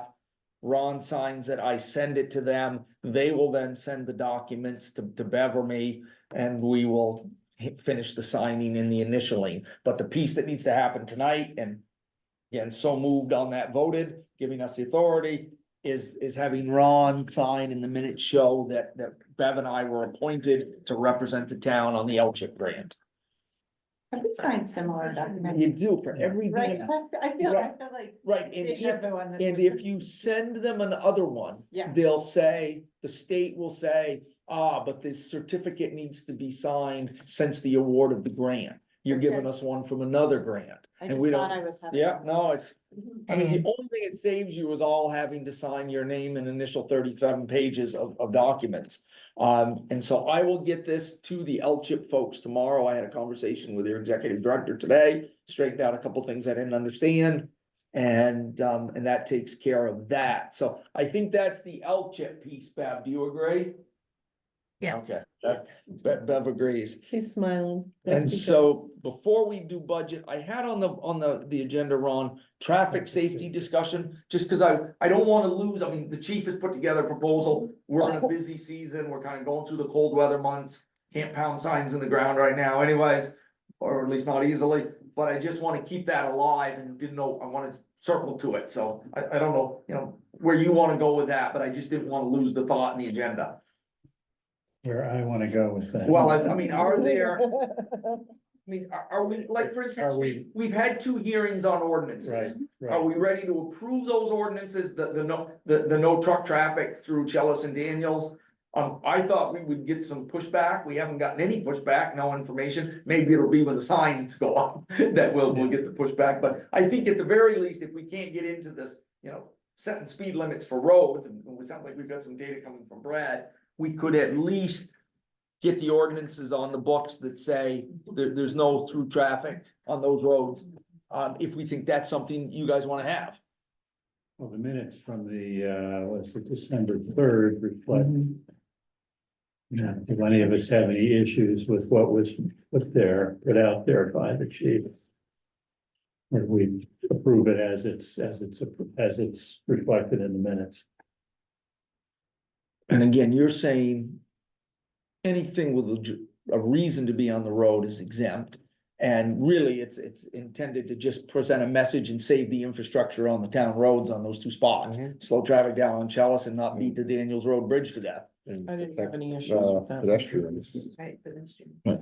And we've only heard from residents who are in favor. of Right, the right. changes. So maybe if we approve this addition to the ordinances that this no through trucks. I mean, it's been noticed, it's been talked about at 2 meetings. Right. Do you need a motion? Yeah, I move that we approve, accept the ordinances. What's the verbiage on that? I move that we Approve is approve good, yeah. the ordinances. No through truck The ordinance. no through truck ordinances. Do we need to do the speed limit things as part of the same motion, or is it a separate I thing? get it separate, because we still gathering data. Yeah, let's hold on that one, but get this one done and off. That's through traffic. So I move that we approve the ordinances requiring no through truck traffic on Kellis and Daniel. Daniels roads. Yeah. there a second? I will second that. Any more discussion? Oh, okay, All in good. favor, aye. Aye. Okay, so voted, Steve. Okay, and the chief had a question for the board. On fines, what fines what are our options in your mind, chief? I've seen a fine for $50 for a first offense, $100 for second offense, and $250 for each subsequent.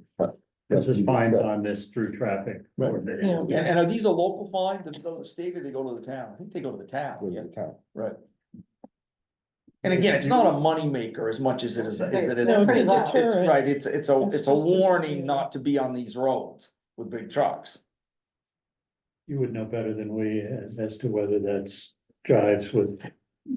Set standard Exactly. operating procedure. Well, the fees, well, that's what I got this whole write-up from, because I researched other towns in New Hampshire.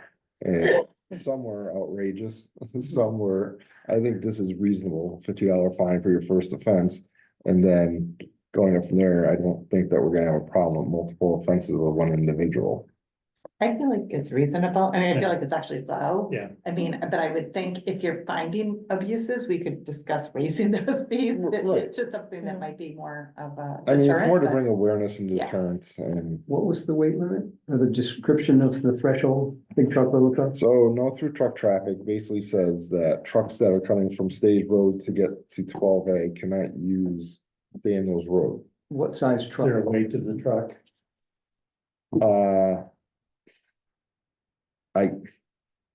It would be like any commercial truck. A That's where commercial my truck. brain went, So- yes, to commercial. Let's add that. I think Yeah, I you think we need need a to do that. CPW threshold or something that is Okay, discreet, Defined. you know, something that. Yeah, so isn't we're so- not- You don't wanna be sitting there Pick up arguing with mine's a little truck. no, You know, I have a got much you. bigger one at home. Right. And there are two, there is, what it says here, and the chief and I can check. As defined by our, I mean, no person shall operate a truck as defined by RSA 259-115B, excepting a light truck as designed by, as described by 259-50. So we could knock on the window and say, are you a 259-50 truck or are you a 259-115B truck? But there is information in there and we'll be sure those I think jobs that's are. right, gonna as say- long as it's definable. RSA. Yes. Yes, And GVW is really easy to verify because it's stamped right on the doorpost, Right, right? So, Okay, okay. thank you for thank you. bringing that to our attention. This moves us to. Want to go to the budget discussion? Yes. And so just for awareness, it's in the paper, it's on the web, it's posted with the budget. On next 2 weeks from now, we have our budget hearing on the town budget. I think the school budget is the 26th maybe, but we'll keep track of that. But the town one, which we're concerned with tonight here, is on Wednesday, the 21st. Here at the town hall with the second budget hearing, the final budget hearing being the 4th of February. And we do that over at the Plainfield Library. And I'll make sure that Jim knows we are returning for a visit. At those same 2 hearings, we will also have hearings on the 2 petitioned warrant articles that we received. One is SB2 ballot voting and the other is to go to a formal budget at town. February 4th is the one we're gonna. That's at the Plainfield one, and so that's the first. Yeah. That's the first thing, just to make everybody aware, and again, it's in the newspaper, it's posted with the budget. Those are our times. The 1st of February is in Philip. I like alliteration. Right now, in terms of, It's the 4th, actually. No, there's No another. question been in there. So Steve is. No, first meeting, Meeting in the place. first meeting in Meeting. February. It's at the select board meeting. Right, I mean, we we try to keep department heads and stuff, and then we just do the budget hearing. Okay. The first budget hearing is the main budget hearing, the second one picks up any additional, somebody comes in and wants to build a rec center, we have, so. And so right now, as we look at our draft warrant, the way it is laid out, we're on Tuesday, we're electing some officers, which we do every year. There are no zoning changes this year. We are then meeting on the same day as the school. At the meeting with the school board, we chose 1 o'clock. They're gonna start at 9 o'clock or 10 o'clock, I think 10 maybe. They may be, here, there are no numbers because I'm not, need to type in numbers 27 times. By the time we do the budget, we will. We have one article funding the reserve funds. And I don't know, Bev, if this is a time when you wanna have a discussion tonight, but right now we're proposing to put 375,000 into those funds. Bear in mind that if we decide we are not leasing a grader, then 50,000 comes out of this and goes up into the operating budget as some new number, to fund the contract with whatever contractor's been selected. We wouldn't keep that in a reserve fund, that would go into the operating fund. The effect is the same, because it's just, it's just part of the overall appropriation. But right now, we're proposing, and the number could be 325, but right now, we're proposing 375 to go into the reserve funds. And I know you had a question at the last meeting, Bev, about the town hall fund. Yeah, the $20,000, my understanding that town hall fund is for both the Meriden and Plainfield town halls, not just the Plainfield town hall. And I would like to ask that be raised by $30,000 to be $50,000 for the town hall repair fund.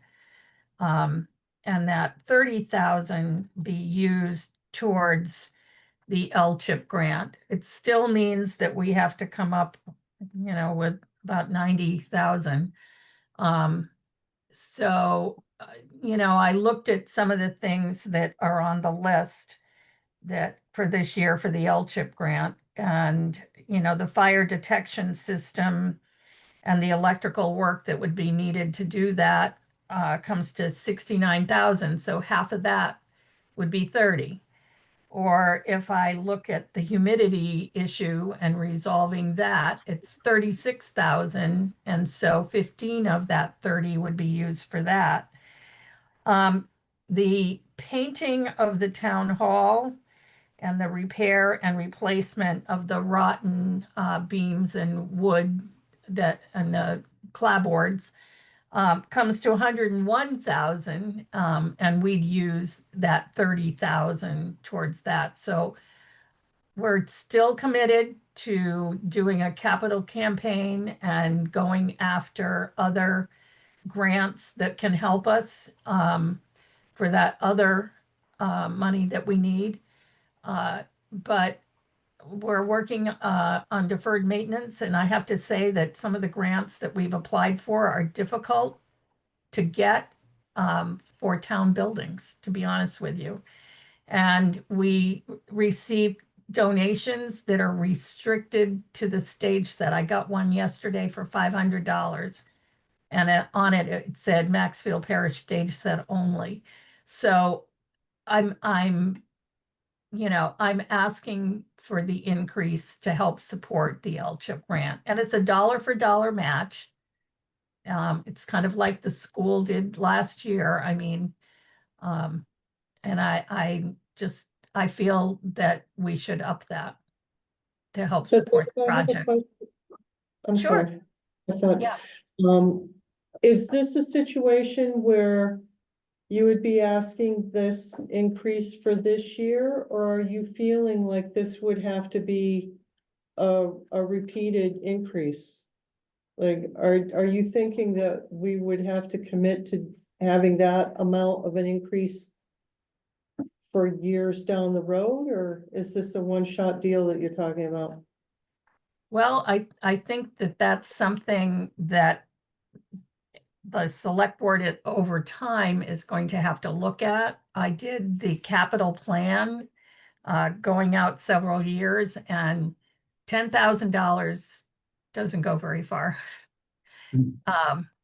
for each town hall. You know, 30,000 is for the support for this year. I can't tell you if we have lots of luck fundraising and having a capital campaign. No, I won't come back for 30 specifically for the grant. I don't know if anybody else on the committee wants to comment on this as well. I know there are other people in the audience there. Brad, So I think I would tend to support what she's asking for.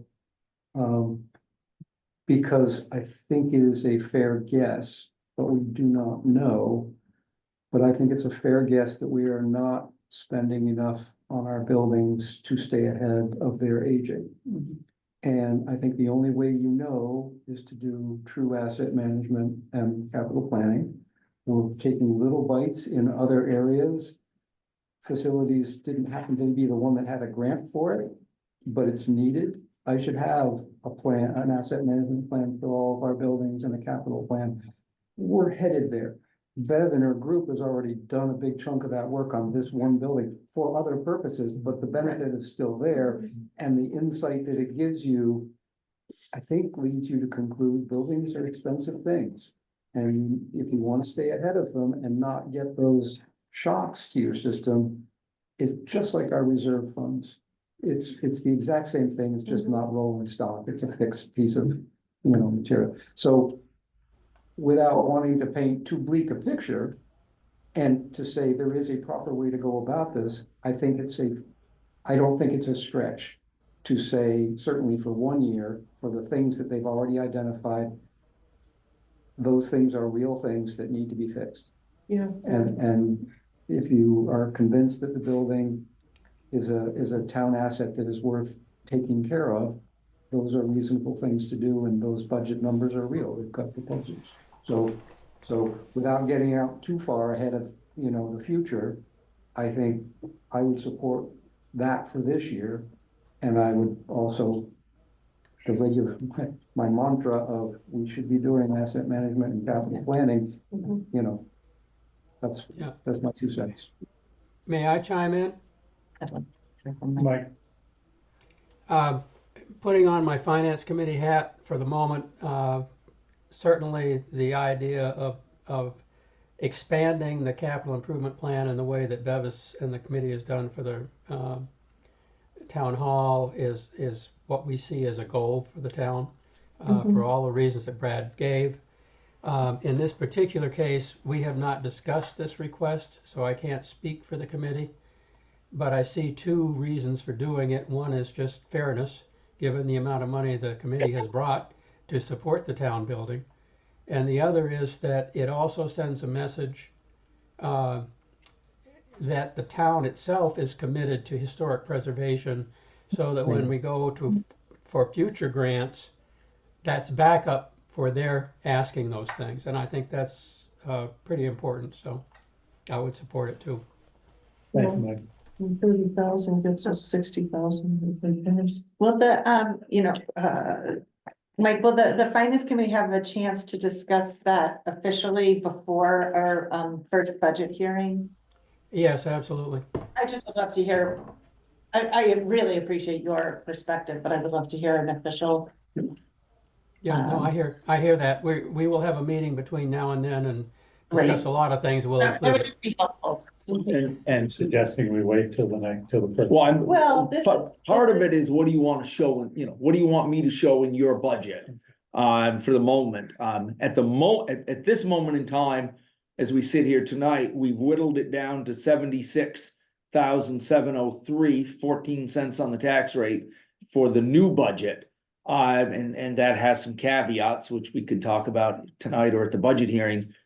Obviously, that number would go to 106 if we add 30 to it, but I will take my direction 100% from you guys. This is the kind of discussion that I can't do as I build the budget, because I'm not the policy setters. You guys are. And your committee has made a recommendation, and your finance, if you want me to show it in the budget so people see it, I'll add it in, and it'll be a point of discussion at the next meeting. If you want me to leave it at 76 and wait until the budget hearing where we might move it to 106, I will do that. It's just tell me which way you got, the select board wants to go. Draft, so I don't really care which way, if it's added in to show it to people, it's fine with me. But, and I, completely appreciate everything I've heard tonight about it. I just would love, I value the finance committee's opinion on this stuff too, and I'm leaning towards thinking it's just a fine thing to do. I do wonder when we're like, well, look at it again next year. I feel like once things end up in the budget, it can be a little harder to take them out in subsequent years, but that's next year's Right. problem. And just depends on my memory, right? Being like, wait a minute, it wasn't always 50, but so I'm okay with it. I don't know. I mean, I think which way going into the we budget go. hearing, we're better suited to show I mean, we're not- what could be the right. largest number. This is the Yeah. number that and I can put an asterisk on the warrant or something, that is still pending. I'm sure I can remember, 2 Right. weeks in advance that I Oh, wanted to. no, stuff but I mean, together. just so for anybody that's reading it, anybody At that's, which point Mike can Yeah. say the finance committee supports this Yeah. or does not support this. I mean, I've heard nothing that makes me think I wouldn't support it. I just am not ready to completely. right, it's throw it in just, tonight. It's fair. It sounds like good practice though, is to put in a higher number and. say Yeah, that- I like that. yeah, and it's also, but it is $30,000. I mean, when. Correct, that's my it- only hesitation, right? It's so not. it's, And if it were just $30,000, Mhm. then that would make me cringe more than the idea that we're getting $60,000 worth of work for Right, that. So basically, Yes. we're getting that work at half price. and it's work that And needs to I'm be a done. bargain shopper, Right. so, Yeah. and the only thing I think it's fair and reasonable, and I think the town can decide whether it wants to support it or Right. not Mm. at town meeting. I was not in the room. I understand that last night's school board meeting that they may have cut 3 to 5 positions, Wow. full-time positions. I zoomed into it. And to reduce the budget by $1 million or some big number. And that even with those cuts, taxes, their portion of the tax rate increases by $1. Yeah. And so our portion of the tax rate increases 14 cents. Yeah. Couple extra pennies if we put the 30 in, but at a time when the school has made incredibly difficult decisions, right? They're sending people home, who have jobs. But I would argue that part of the decision to be sending people home was because there's a significant reduction in enrollment. Oh, yeah, no, I'm a proponent of you either gotta get more widgets in the factory or cut the size of the factory. So, And so- This isn't a public school board schools, meeting, but. Sorry, I know, I never showed enough sensitivity to your. I'm interrupting before you get into your dead wood. I hadn't started pruning yet. Yeah, some people still remember that. So I think there was we want to add. Okay, so I'll We'll put it in for draft 2. We'll show it, but it'll be a discussion at the budget hearing. Yes, I would like to hear what the finance committee has to say. Okay. And so then then as we go down, right now, Brad, the assignment is to help Steve fine tune that number. That number is slightly bigger than, the unassigned fund balance that we targeted for the ARPA money, but it's only by $6,000 and that number, it can be 95. I don't think it's bigger than 100. I think at 100, we do what we can do for 100. But that number comes completely out of unassigned fund balance, and that unassigned fund balance, it's a reservation against there. So the numbers that people see in the town report that would be available for deferring taxes the next year already had that deducted. Cause this is sort of the ARPA money, even though the feds made us spend the ARPA money before. It just is a matter of an accounting anomaly. And so that's the highway roof project. So you vote on a budget, you vote on reserve funds. You vote on a highway budget. There's no plans to buy any trucks or things, the greater is the question mark, and whether that's an article or lease, and more to come on that. But again, and then there are 2 petitioned articles, which would be voted on. And moderator Cassidy is working with town council on how that will happen, and so I leave that to Dan and to Barry Schuster. And then we vote on a finance committee, and we vote on a KUA study committee, which is something we do every year. And we accept some reports in the town report, and then we say thank you to people and all of that.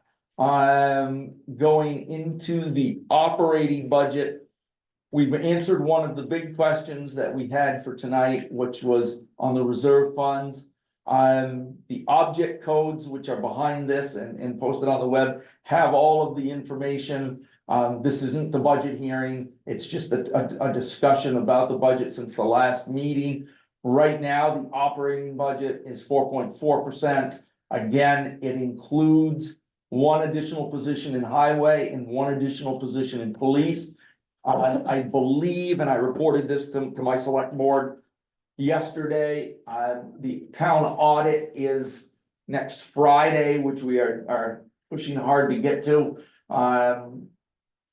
But we believe that we received about $60,000 more in revenue than we had projected. And we believe that we underspent the budget by about $58,000. And when you looked at these numbers, you would not see 58, you'd see a number that's bigger than 58. But right here, it is my responsibility before the auditors get here, even if I have to make one up, I have to get a 12th trash bill into this solid waste collection. Casella has not billed yet because it's only the 7th of January or whatever. That bill will be 20 grand or more. And so I need to get, so that will come off of the bottom line. But in my estimation that I reported to the select board, I deducted that final Casella bill. Some years I just estimate it, so I got it in here. I'm hoping that because our audit's a week later this year, that I'll actually just have the hard number in place and show it that way. So the operating budget stands at 4.4%. That includes 2.5% COLA for town employees. It includes the benefit package that we have offered in the past. The reserve funds, which again, we made an adjustment to here.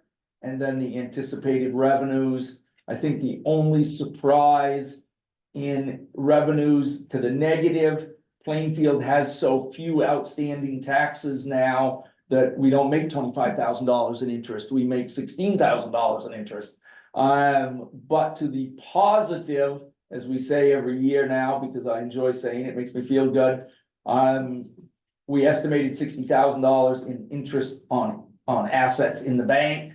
And we brought in 78. I could make this number 80 to make us feel better and make things a little cheaper. I'm worried about some of these other numbers, so I've been conservative here. If you know what interest rates are going to do this next year, that would be nice to know, but it always feels like we never want to overestimate revenues. But this is for the last couple of years has been the really big number. You know, we're paying a little more for a treasurer, but we have a treasurer who's very, very involved. And you know, we turned 78 grand by moving money back and forth between insured accounts. This is always the biggie. Motor vehicle registrations, we estimated 725. We received 746. And 8 could be strong. The only reason we have 8 there is we know Plainfield's insatiable appetite for new vehicles, and we also know that Town Line Equipment has purchased another dealership, and they bring those car registrations to Plainfield, and vehicle registrations.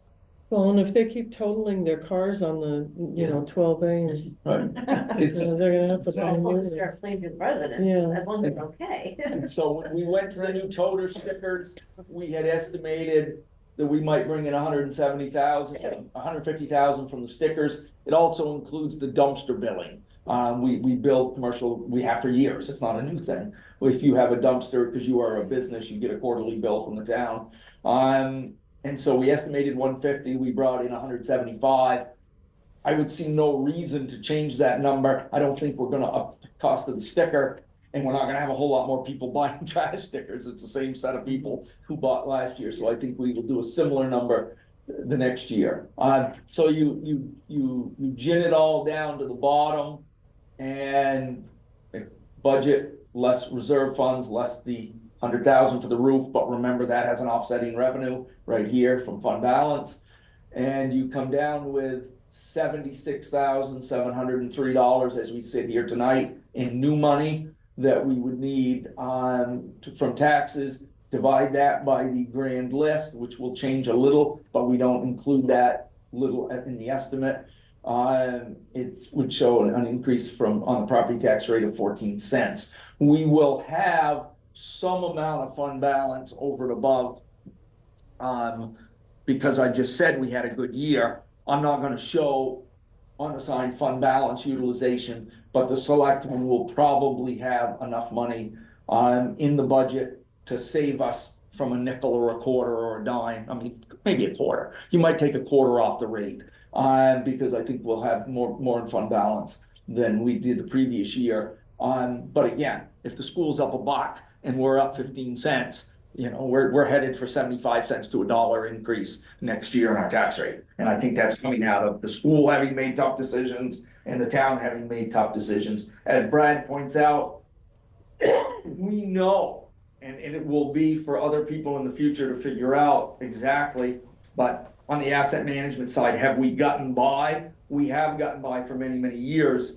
But we know that if you're gonna maintain 4 big dump trucks, 3 police cruisers, the grader, the backhoe, all of those things, we don't fund even, we added some money from unassigned fund balance 2 years ago, and we added a bunch of money 1 year into the reserve fund, and we have improved 3 trucks in the highway department now, with, you know, a small plow truck and 2 big ones. So we have upgraded it, but it comes at a cost. And so going forward is $150,000 enough money each year. If you have all the vehicles that we have, it's probably nowhere near enough. And is $20,000 for the town hall, you know, and remember all these funds that we talk about, they buy all the stuff that we do on an annual basis or on a periodic basis, and they're designed to do those things. And so we do that as one single article, but you are buying, you know, the town facilities fund, the reval fund. God knows what the next reval is going to cost. We're estimating that it'll cost $120,000, and we'll have money for that. It could cost there is no one to do your next reval, our next reval. The transportation fund, nobody thinks we're doing all the paving that we could do, right? And so the fire department fund, our fire department showed a lot of frugality and found a truck out of Hanover, but we have to keep putting $60,000-$70,000 a year in that fund because there'll be another truck in the future. And so you go down the list, and I think operating budget, we know pretty much what it costs. You know, the hard part for me in setting an operating budget is we have to budget for phantom people that we don't know. So you don't know if they need a health insurance plan. You don't know what kind of, you know, when they're coming. Are they coming at all? But if we don't budget, we know they're not coming, right? If we don't budget in Eric's budget for a 3rd officer, he has no money to hire one. Same for Richards. And that's why we were a little bit underspent this last year, is because we didn't hire a police officer. We did pay our police officers. You know, Rob DiPietro makes a good wage because he does a lot of the call out and covered a lot of the shifts last year. And, you know, Richard's crew gets more overtime, but I can't tell, I mean, we're gonna close out the books next Friday. We're gonna tune up all these numbers, but to a question we had earlier in the night, I can't, as your town administrator for a ton of years, recommend that we do anything significant to this budget on the downward side, right?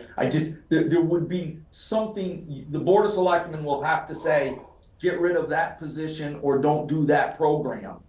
If you want to do what we've been doing for the last 5 or 10 years, 20 years, 30, you need that amount of money and based on the assumptions that we've made. And so it is, you know, none of us like it, but it is what it is. And for us, 76 is probably, I mean, a 4% increase on the net appropriation in today's inflationary market.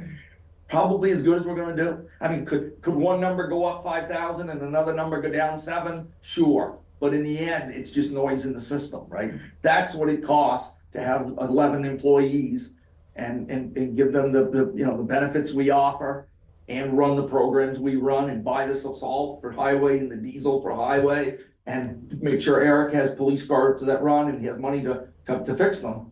So, I mean, we'll talk about it all at the budget hearing, but unless I get direction from the select board, this is roughly what, you know, within a few $1,000s of what the number will look like at the budget hearing. In fact, it's now 106, right? It's not 76, it's 106, 703. So, I mean, input from you guys, if you have any questions. I've worked with Eric on the budget a couple of times. He's, you know, he'll be more involved in it as we get ramped up and go into the spring season. I know he's, as he said, he's planning to make some changes in terms of patrol time and patrols away. Richard and I meet every week about where he sits with his budget. Richard doesn't have time to think about budget a lot, relies on me to do that for highway. And so I do that. In the town office, we'll have a situation where Michelle essentially is now a half-time employee. And Sarah is a full-time employee. Sarah has not got the years of experience or to warrant or expect the wage that Michelle made per hour. But she will get there over time. And Michelle, frankly, will be less hours next year and fewer hours the year after that. And you know, and so I think we've got the balance right between, you know, what we're going to pay Michelle to be part-time. Michelle and her role will cover all of Sarah's sick time and all of her vacation time, and will fill in, you know, to help with elections and things, which she is uniquely qualified for. Number of years she's done it now. So I think we've got that under control. We do have a one-time payment in the town office. We just went live with a new payroll package. There's an ongoing cost for the payroll package, like there is for everybody's payroll, but you had to buy the package. And so we split it between last year and this year, but we now have new fund accounting software and new payroll software in the town office. It's been a bear of a project, but we are, I think, unless the phone rings tomorrow and people didn't get their ACH payments, and I got mine, I got the ding from Citizens Bank, that it worked. And so I think we're over the hump. And with that, there is also in personnel administration, and this is a discussion that maybe the finance committee could help the select board with. It begins to get beyond me a little bit. There is $10,000 in the personnel administration line for a study from MRI. You could cheat and read the Grantham one, right? And just say Grantham's close enough to Plainfield. What did they say about Grantham? You do have this very unique opportunity coming up in that the town office hasn't been critically reviewed in terms of staffing, because the same people have been here. Michelle's been here for 20, Halloran's been here for 37. And so if you're going to take that step before you start the search for your next town administrator, we said we'll start that right after town meeting, but there is money in the budget to hire a company to do that study if the board wants that study. And so that's a discussion, you know, read the Grantham one. Maybe you know the answer, maybe you want to have the consult once every 40 years. Doesn't seem like a bad idea to make a check. I don't think, doesn't matter, let's look. So that's in the budget. And yeah, I mean, that's kind of where we are. And so that's where it is. I mean, that's the only new things I can think of, is you got to begin to prepare for me leaving, and you've got to begin to think about, you know, what we hope. And I think we've got a really good person, and I think she really is enjoying it. We want Sarah to settle in and be here for a while, and Sarah wants to settle in and be here for a while. None of us know what happens in our lives. We do the best we can from day to day, but you know, that's the big change going into the next, well, started right now in our office. So the other thing, well, again, it may be to the it may be to the MRI study. It's probably a really bad idea to have your town administrator be your zoning administrator and your town assessor, right? Because when he leaves or she leaves, you lose all of those. We are in need of a timber tax assessor, and you'll make a decision as to whether you keep planning and zoning together with the same person. And I think I would be surprised if you find the new town administrator would want to keep to do the accounting piece that the current town administrator does. I like it because I feel like I'm really tuned to the budget all the time. An invoice doesn't get into our system without me doing the entry. But that's a lot of really, it's work it's just mundane work that takes a couple hours every Friday to do. I wouldn't be surprised if a new person with less institutional, so gonna have to spend more time on more issues than I have to, because I've been here a while. They may not feel like they have time to do that work. The other part is minute taking. I think you will struggle to find a town administrator who wants to do the minutes, because I know this one hates them. And so I'm guessing the next one will equally hate it. And so, but that's where we stand. Stephanie and I have worked on her numbers. We always, put a report in the town report. The reality is we tend to overspend because we get so many donations which show up in other places. But we are, Stephanie has said, keep the numbers exactly the same for next year. This gets offset by about $20,000 worth of revenue that came in. And that's in addition to what goes into the shell fund and what was spent out of the shell fund. And so here is a really high value, we get a lot of return on our investment here. We even if we spent 50, it would be cheap money compared to the service that we provide. The reality is we get 17 to go off the 50, plus all the donations that go into the shell fund. And so, yeah, I don't know where you go. Library, they're 2.6%. They're running into their buildings. They're running with less staff than they used to have. And I think the new Meriden Library is performing exactly as it was expected to perform in terms of utility costs are down. So that's kind of where we are. Typical Plainfield fashion, we've added tonight to the budget, not deducted. Roland, Maria's got a question. Yes. Okay. On highways and streets. Yes. You've gone up 112,000. 2025 was 875. Yes. And then you only spent 815. Right. And then on 2026. Let me cut this short. I think I made an error by calling on you, Maria. No, I don't want to find out Maria, what he said. Maria, Yeah. please listen to me. This is not the public discussion of the budget. But Those if are you can explain it, Maria, please. those are happening over the next 2 weeks.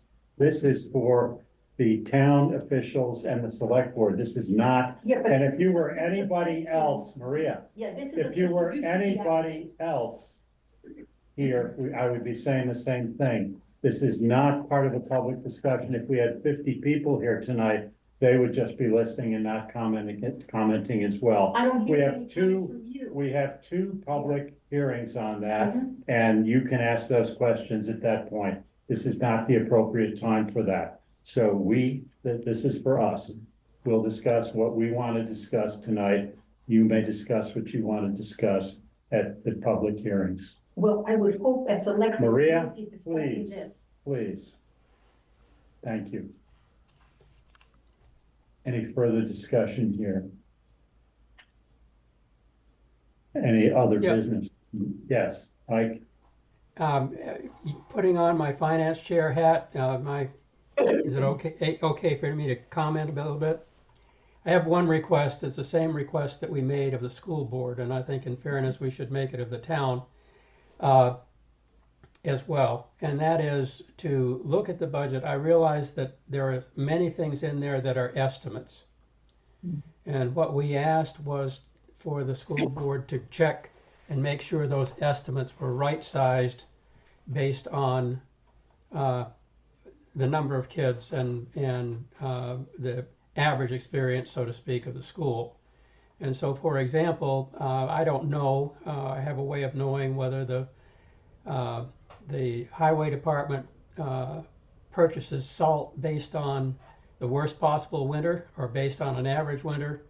But I think what we're asking everybody to do is to look through the budget, and there is a reserve fund, an expended reserve fund that can be pulled to use in an emergency, but to make the budget as what we call right-sized, or as accurate in actual expenses, realizing that it's all estimates, as you can. Right, and I think, you know, to that point, Mike, in terms of highway and what we spent and what we haven't spent, and we will look at all those numbers in preparation for the budget hearing. The issue really is, you know, truck costs and supplies, we typically know with it, you know, one is up, one is down, but that works out.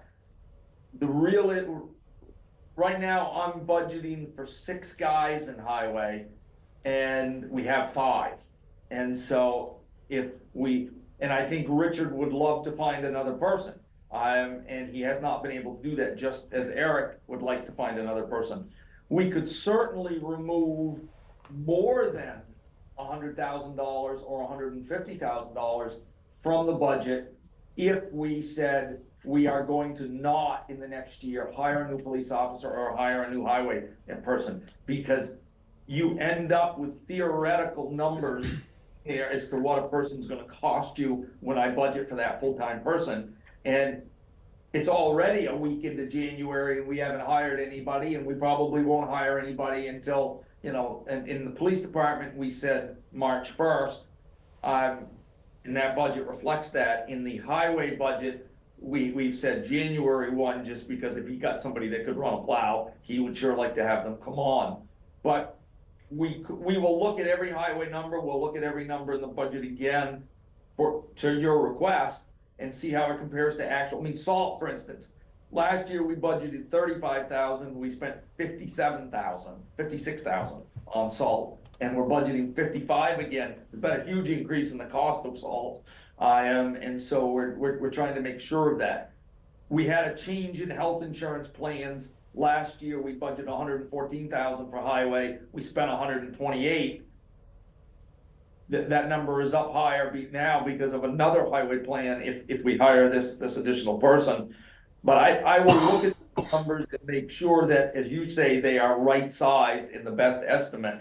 But I think it is one of the frustrations of the budget, and I understand the comment, is that we have a set of actuals that don't reflect the budget, because we are budgeting for theoretical people, right? We don't know, and you know, if we had all 6 in the highway, or 7 as it was one time, then the actual would look right compared to the budget. But I'll look at each of those, Mike, before we have no meetings next week, and we got a couple of weeks before the budget hearing. So to your point of asking the school, the town will do exactly the same thing and try to be sure everything's right sized.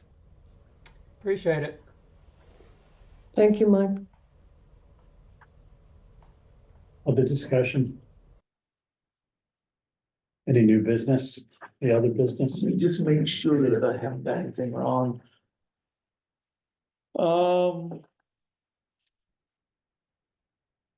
Where's that? I think we're good. And did I get back from you Yes. I did. Did I get it back? Thank you. There it is, right there. So I promised that lady to have that in the morning. I think we're good. Okay. All the businesses, there a motion? Actually, I have one more thing. Sure. We need to consider the Boston King recipient. Oh, Yes, we do. And if, we usually have it in a more private discussion, which we will, but it's also time for the Taylor Award. If we're gonna be thinking about it, we tend to hold that close to our vest, because it's a fun thing to, but yes, Michelle and Sarah, I think, can help us. Have you talked to them? Do they? No, but I'm gonna, well, I did. in I mean, the fall, Michelle, I but think now I'll those- circle right, back I at think the Michelle- appropriate time. Right, and, She has somebody, I think. right, I gotta look and see if we have, a cane. Okay. We ordered those through a vendor that Enfield had, and we usually have a couple in the, I think. I think Libby we back. had a couple extra, cause we used Right, the same one. Right, well, Libby Another Backoff, one. they brought Libby Backoffins back, Okay. which was nice of them, but yes, that would, thank you So I'll for. circle back for that for the next time. So Right. we'll talk about And that. if you have a conversation with Michelle, and it's a good skill for for Sarah to learn, but I think Michelle knows within an hour or two who she thinks the oldest resident is. And the concern of that is always you don't wanna hurt somebody's feelings. Exactly. Right, I mean, it's harder to get and it is surprisingly. People, you know, well, my mom's lived here longer, she moved into town 30 Yeah. years ago, my mom's been here for 80 years. And it's so, yes, we wanna be sure we get it right. So I'll talk with them. Yep, Sorry, thanks. no, that's great. So Great you're reminder. implying that there might be a ringer for the cane? Right. It's- Your house might get egged if we don't get it right. You just, my favorite of all time, going down, you gotta just indulge me, was Lawrence Gentleman. Jay Waldner handed it to Lawrence, Lawrence handed it right back and said, I don't want the goddamn thing, it just means I'm gonna die. So- And on that, I will make. Good with that. I will second that motion. All in favor? Aye. Aye, we are adjourned.